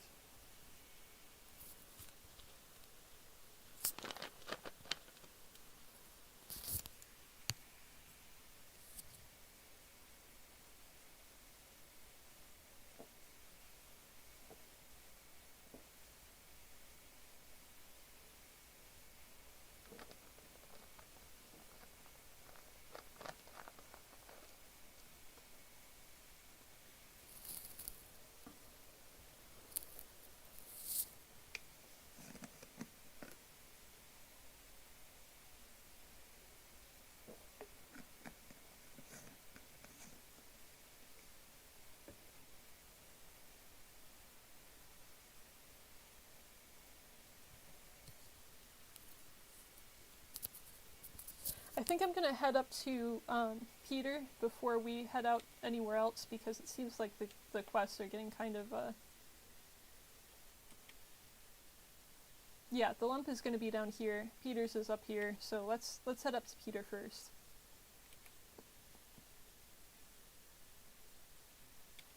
There's not a lot of oh wait, but I think I'm gonna have to come back up here to Sticky anyway, so yeah, I'll go to the lump first. Okay.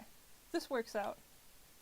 I just don't want to end up with anything that's isolated and super far away. Because I don't want to miss anything. Did I need to turn there? No, it's the next... It's at the tree. Okay.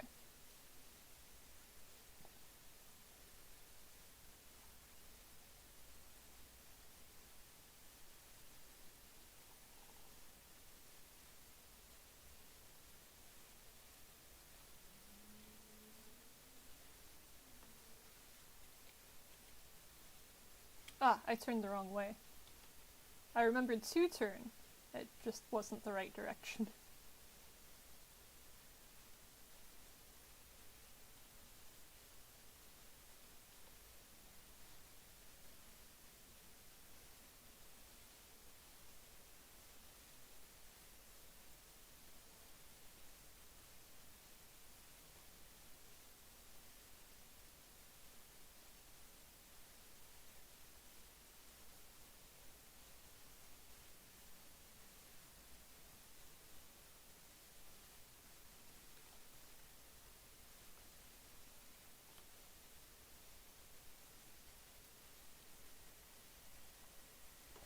Bachelor Denkovsky, the founder of Thanautica, an unexpected visit. Victoria, I need your help. But of course, how can I help you?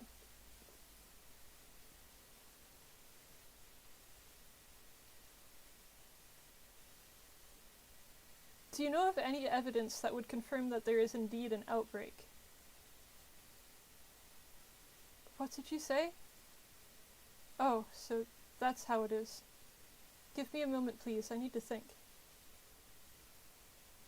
This is very important. I apologize sincerely, but I cannot speak of this. I am bound by a word given. Speak to my father. People are going to die, Victoria. A lot of them. I will take my own measures. Still, I am not allowed to talk to you about this. Oh, come on. What measures can you take? This is no child's play, for crying out loud. I'm not allowed to talk about this. Yes, now I see what these strange places are. I'm begging you.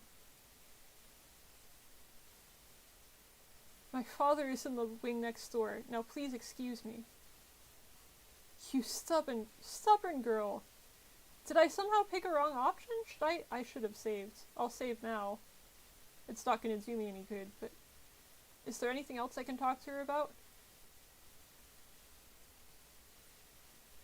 What if we talk about Isidore's murder? Maybe we can get around... She doesn't want to talk about the plague directly, but maybe we can talk about something else. Have you by any chance heard of anything unusual going on in the town? From the children, perhaps? Oh, you know what? Before we continue this dialogue, I'm going to write down that she can't talk about it for whatever reason.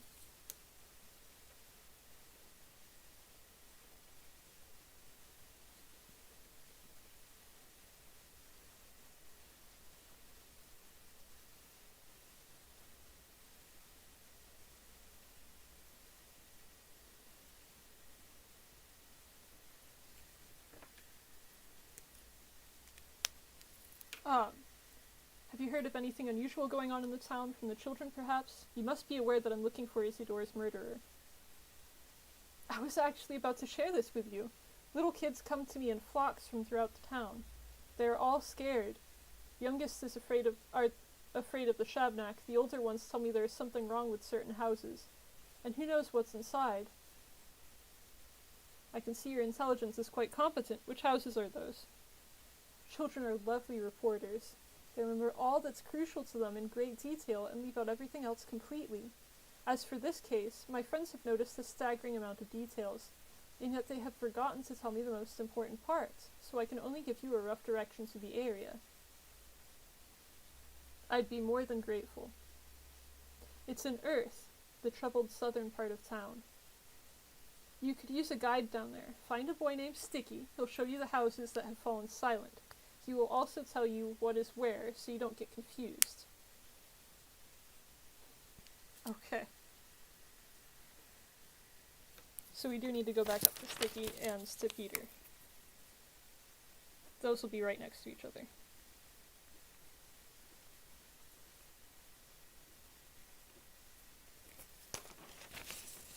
And I'm gonna lie.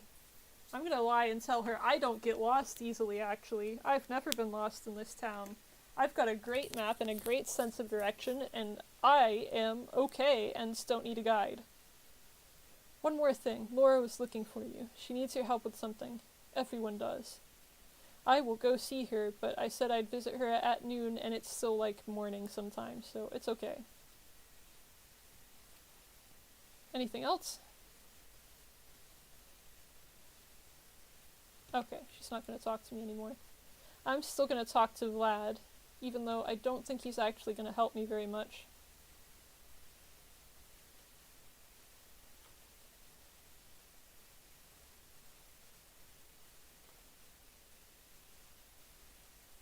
Oh. I love how I just walked into his house and said, alright, I've said all I wanted to say, and now I'm going to leave.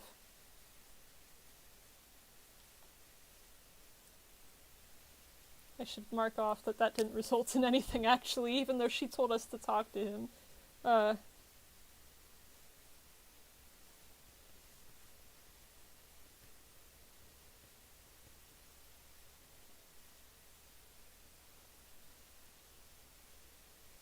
Okay, so if it's not yet noon, it's not. Let's go up to Peter and talk to Sticky, and then we'll talk to Laura.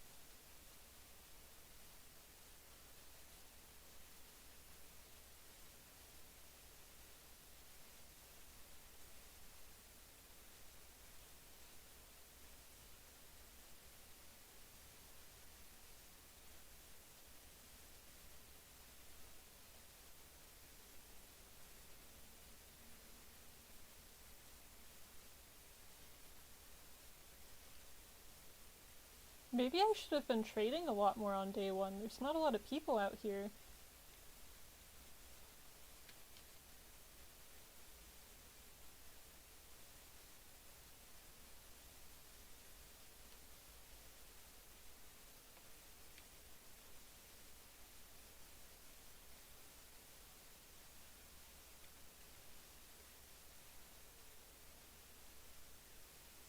Is it here? No. Not the fenced-in area, the next spot.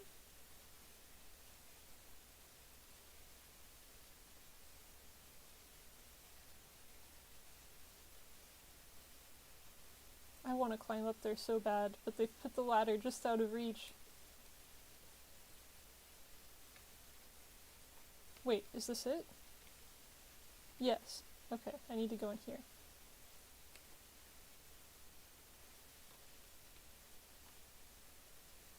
I can go through here? Oh, it just goes back outdoors. Okay.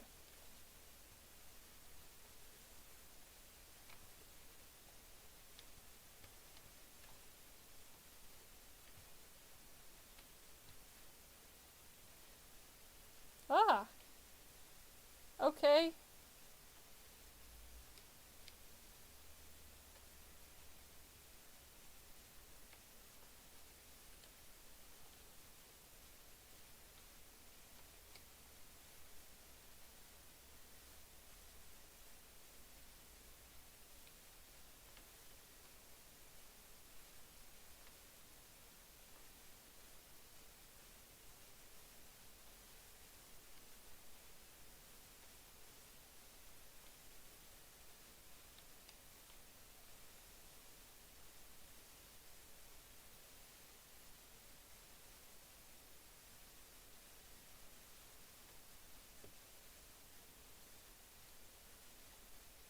This dude has a sense of fashion. I see the reflection of my epiphanies in your eyes. Who are you, my long-awaited guest? I'm Daniel Dinkowski. You are a good person to drink with and talk to. You will make no mistake by calling me Peter. You can call me Andre too, just for the sake of diversity, and it won't be wrong either. What do you mean? Question time will be later. Let's drink some Twirin? Let's drink some of this to our acquaintance, and don't you dare insult me by refusing. There is a retort in one of the cupboards, I think. I think I didn't smash it yesterday. I was so pissed. I don't drink at work.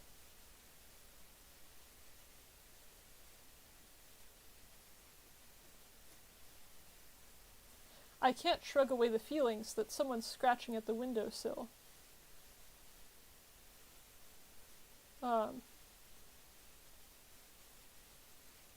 Your brother suggests we escape this place. Escape? This place? Is he out of his mind? A plague is about to break out here, the local sand plague strain, to be more precise. There are no medical records of it. However, you seem to have had the pleasure of witnessing it in action. I don't care. My body is so full of Twirin that no disease will ever be able to even approach, let alone touch me. Same with Brother Andre, unless he gets it from his wenches. No, I'm not leaving this place. Does Twirin really protect from this disease? The right one, and so-called tear does. Thick infusions of Twirine sap do not. It doesn't matter. I'm staying here all the same. Can't you get this someplace else? Can't you see what I've managed to build here? Where else would I be allowed to do something like this? Everything that I have ever called my purpose has been brought to life in this town. For now, I have no reason to leave it. I haven't finished my observations yet. I'm this close to figuring it out. What are you talking about? You wouldn't understand. You've never built anything. You're wrong. I've built Stenotica and created the grounds-breaking theory of human mortality. In that case, forgive me. But then it's puzzling you don't understand me. You are prepared to risk your life for your life work, aren't you? Yes, of course I am. Well, let's talk about something else then.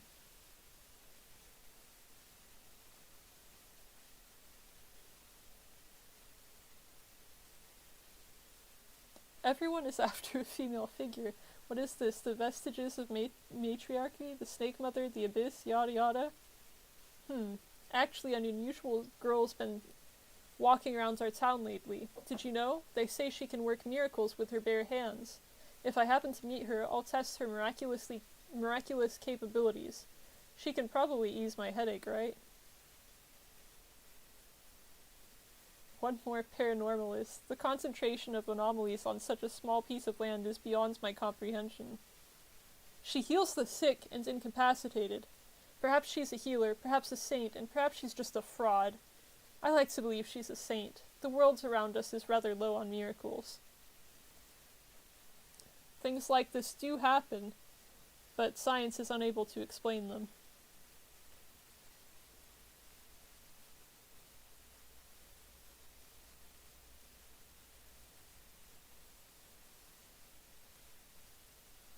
You seem to be depressed, too. The dream mistresses are silent. That is both sad and strange. Quite sad and strange. Even Lady Katerina won't bestow her poisonous psalms upon us. Tell me about the dream mistresses, Peter. Mistresses used to have some inexplicable, magnetic, motherly power over us. Katerina's problem is that she's a turncoat. You just can't stop in your tracks between the ridge and the abyss. You have to either climb or fall. Falling is easy. Climbing is commendable. What do you mean? Nothing, really. She's a false mistress. That is what bothers me. She doesn't have the right to see things. Seriously, my daydreams are better suited to change our life, because I'm at least honest with myself and my true conscience. I've never betrayed anyone. All my life I've only been doing the things that I believe to be true creative work.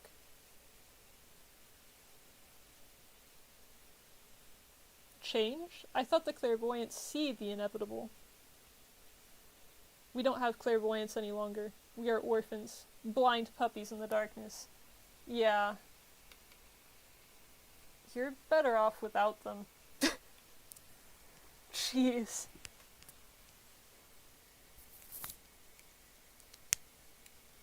So, we visited Peter. We're not going to convince him to leave.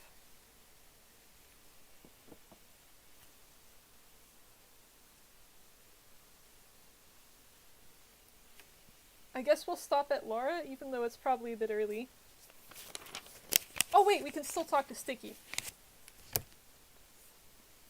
And we should also probably check and see what's been written down now in our quest journal as well, our in-game quest log.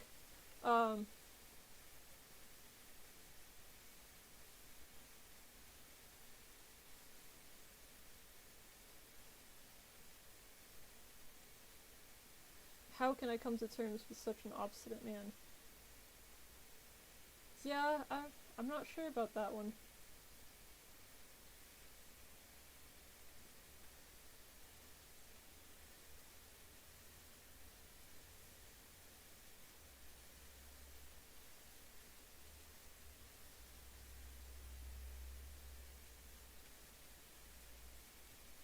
Okay, let's go and talk to Sticky.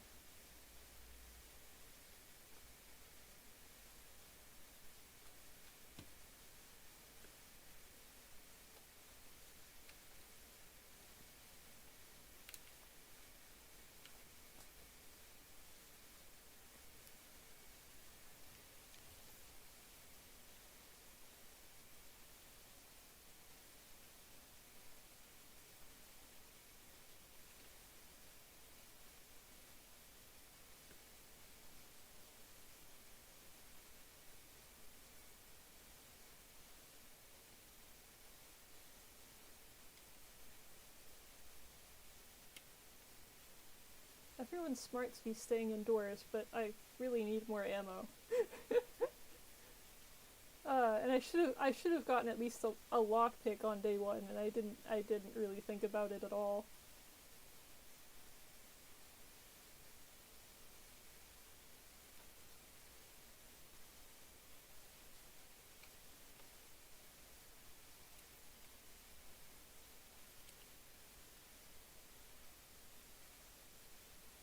Oh, I think I passed the house I'm supposed to go into. Is it this one? Yes. Coming in, Sticky. Oh, I don't like this.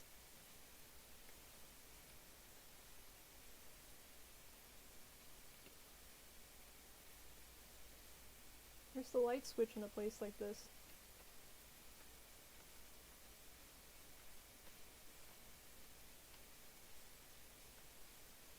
Hello.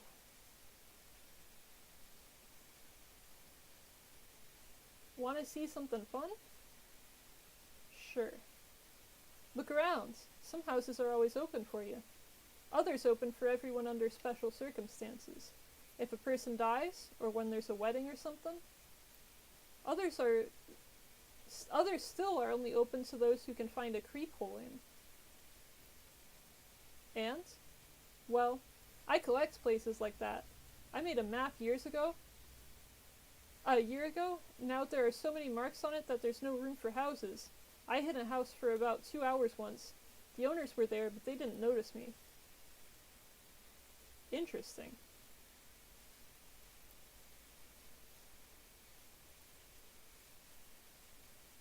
Will you teach me to tell a person's expected lifespan by their pupils? Let's change the subject. They say you've seen a silent house. I've seen it alright. Shouldn't have done that. Hey, can you check me, like you doctors do? Just in case. Although, they say if you get sick, you can feel it straight away. It feels as if someone was pouring boiling tar straight into you. Yeah. No fever. You're fine. So have you sneaked into infected houses? Which ones? One's really close by, just across the yard. That's one freaky place, alright. All hot and smeared with bloody fat. Ugh. They say bloody molds was crawling up the walls during the first outbreak, too. Like a scab. Oh, I'm getting grossed out. This is rubbish. A scab on stone walls? I know what I'm talking about! That thing's carrying the disease. That's why it's so creepy. What if it crawls further? And no one cares! The guys tried to tell him. If you see blood leaking from under a door, that's where a Shabnak, has had a feast. But no one believes them guys. Is it better never than late or something?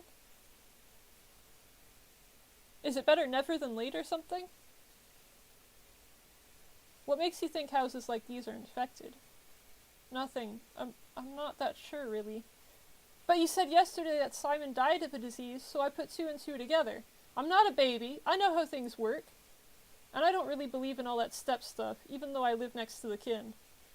My friend's father is a tanner. He says it's all hogwash, too.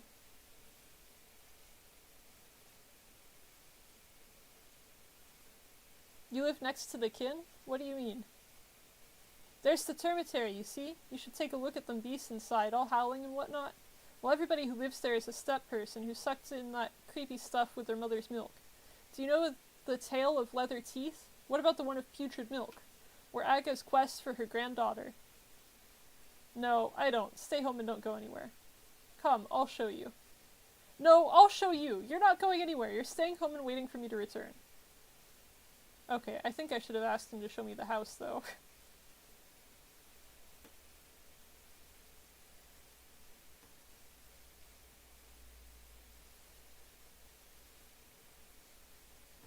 Your main quest is to stay at home for now, otherwise you'll get infected and die. Do you believe me?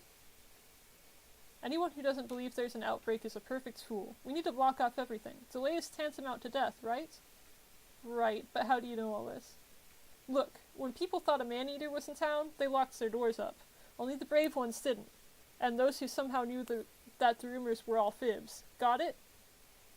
True, I've seen very few open doors so far, and now some houses are standing ajar.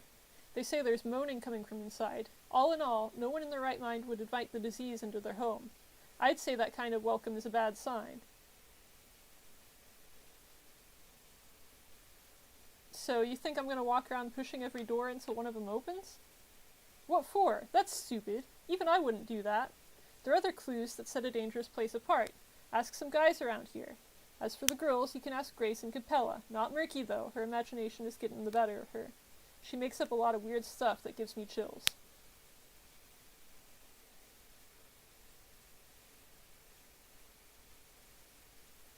Thanks for your advice. Okay.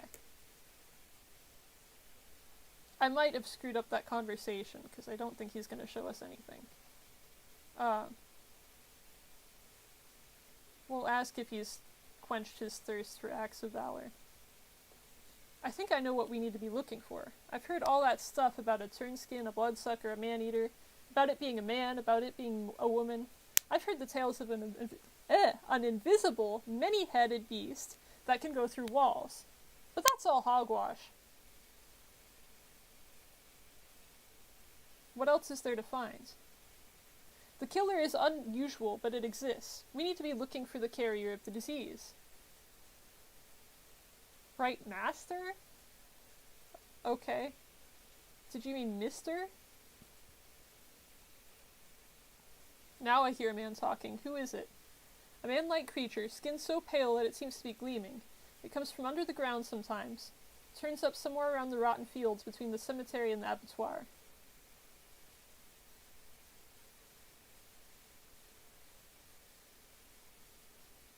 Is he talking about worm? Or, I guess, a worm?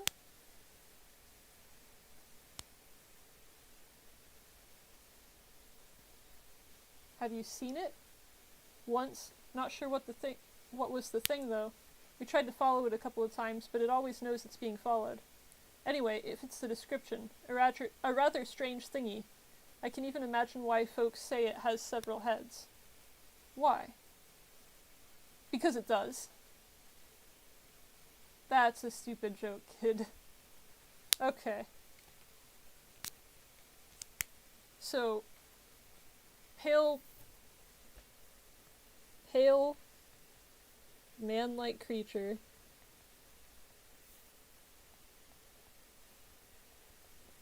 Running between the abattoir and the cemetery.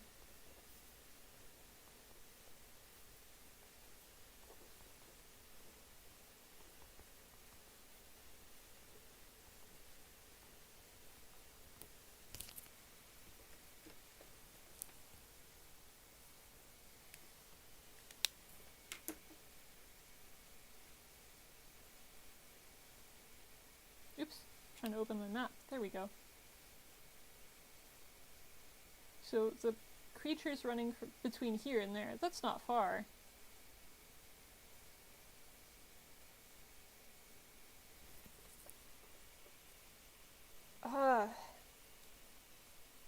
Maybe we could head there at night?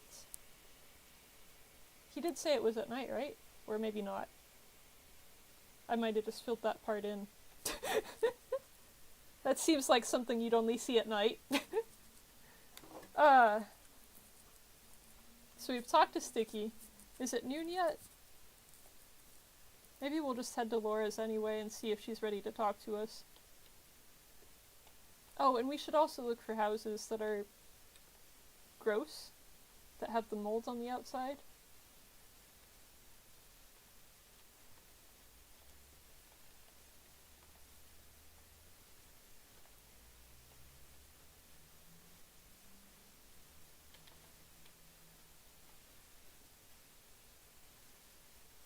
Oh wait, where's Laura's from here?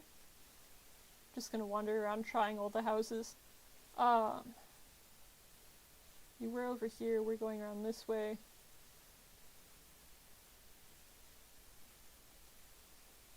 Wasn't Laura's house? Yeah. We need to go back this way. So I should turn around.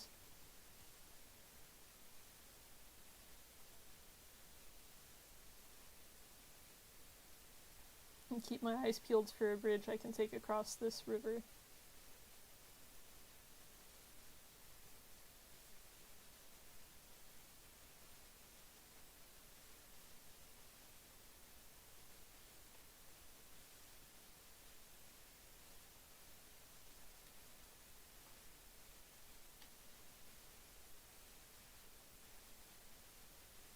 can't tell if this is just a greasy house from the back, or... Okay. It's not unlocked, so I imagine it's not infected. But I heard that weird noise a second ago.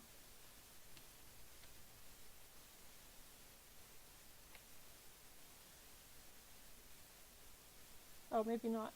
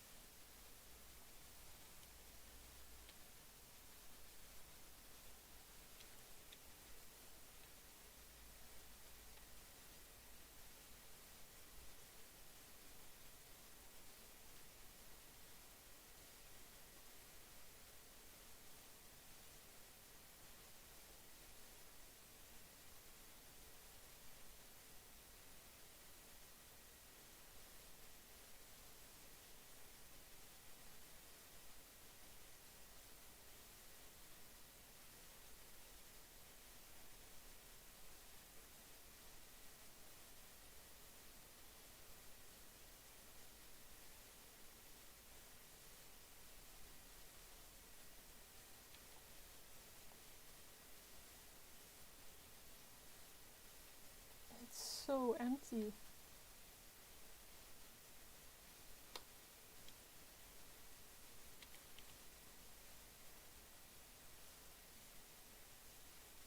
A child! I'm gonna give you a sharp thing and you're gonna give me ammo for my revolver, please.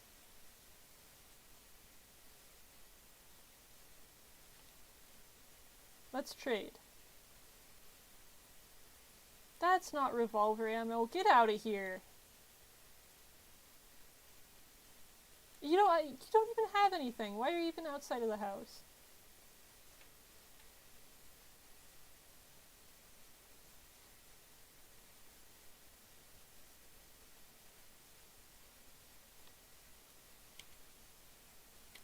Oh, right there. Right in front of my face. This is the house.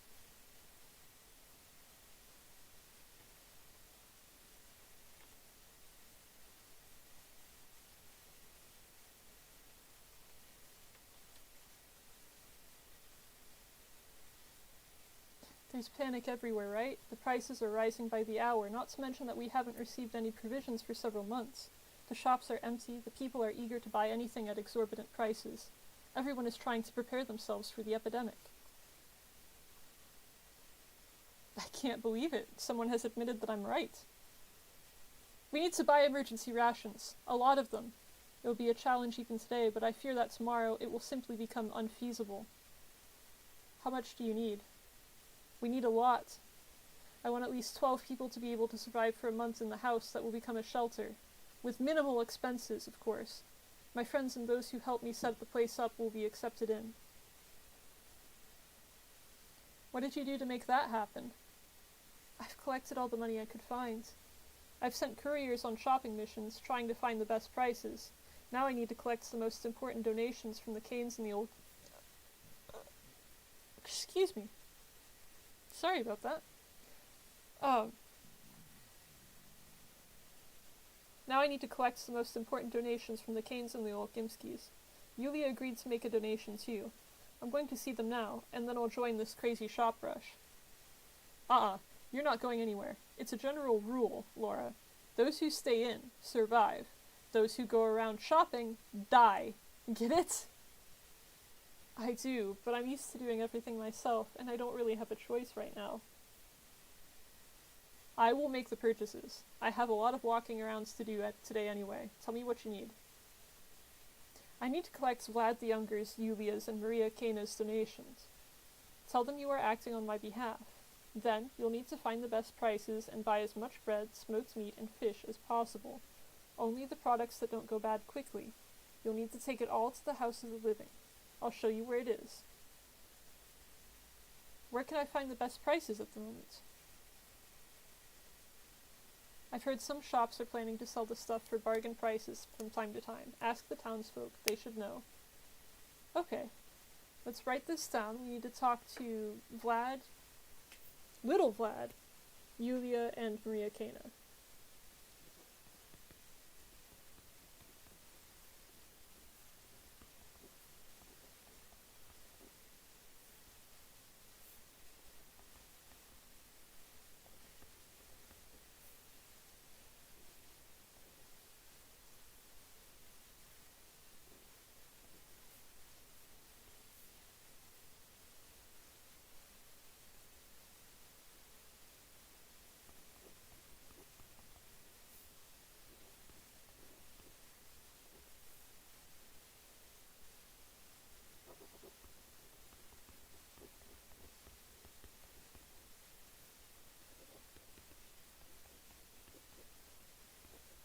and also to talk to townsfolk for best prices.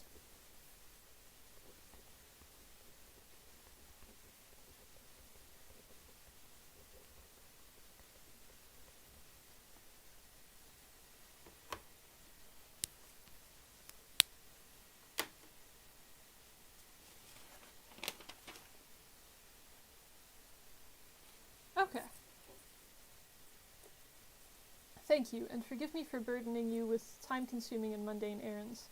But one day a lot of people will be very thankful that we've managed to take care of these vital issues beforehand. I know.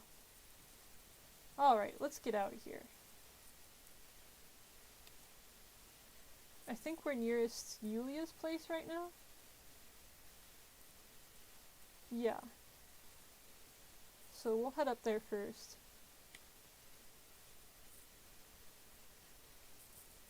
Might actually have to call it there. This is about the time of night where my voice is starting to go, and it is nearly 11 p.m. where I am. I have to go take care of the cats before I go to bed.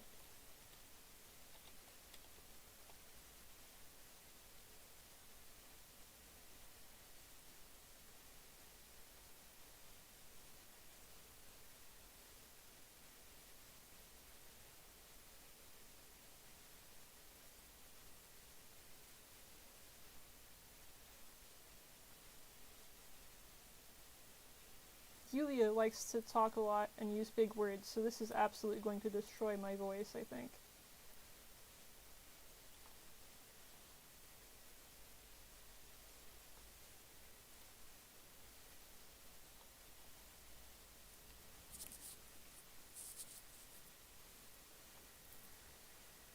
What's going on in the town? I wish I could go out and see for myself. I've come on Laura Ravel's request. Oh, true. She did say she needed to buy some provisions, stock up on drinking water and whatnot. Some couriers have offered their services to me already, and then there was this profiteering peddler who visited yesterday. The mind boggles, just to think that all this hullabaloo was caused by the death of one single man. There have actually been quite a few deaths recently. That is terrible. All these years I was unable to fathom how porous the boundary between the bestial and the humane is. Porous, if not altogether ethereal. Indeed it is. Let us get back to more pressing matters then. Here, take the money. I'm not so eager to give everything I have to alleviate the outbreak, because I've yet to see any proof that the outbreak is real. But I am well aware of the reality of Laura's drastic circumstances. I will embrace the opportunity, however slim. Hopefully, at least part of the money will be used for purposes other than the shelter she has conceived of. This is exactly the kind of blindness that kills people during emergencies. Thank you for the donation. Does she want to say anything else to me after that? So what do you think, Yulia? How can I make the rulers come to their senses? The hunt for the steppe man-eater has turned into a funeral carnival. This is how the Canes are laying the keeper of our life to rest. The Canes have the power, but it feels strange to see them use it like this. The Canes are no less magnificent than their turbulent fantasizing would suggest. They hold the utmost sacral authority. One could even say they are the architects of the law by which we live. Conceivably, they should do their utmost to define and implement the boundaries which we should never transcend. After all, this is the core function of any law-making entity. But then, do you know what is especially fascinating about the Canes? The boundaries are nowhere to be seen.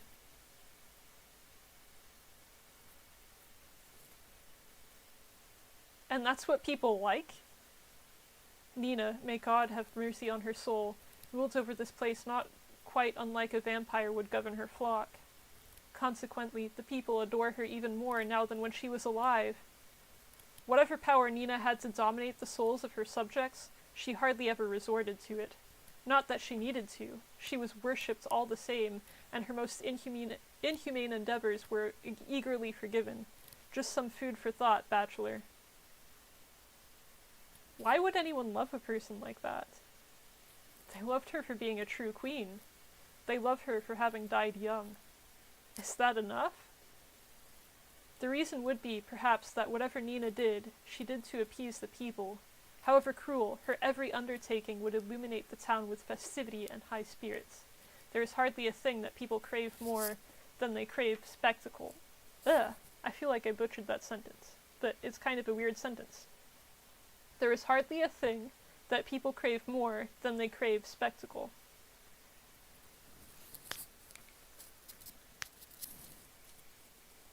I'm gonna write this stuff down about Nina. I don't know if it'll be relevant later, if it's just lore, but it feels important.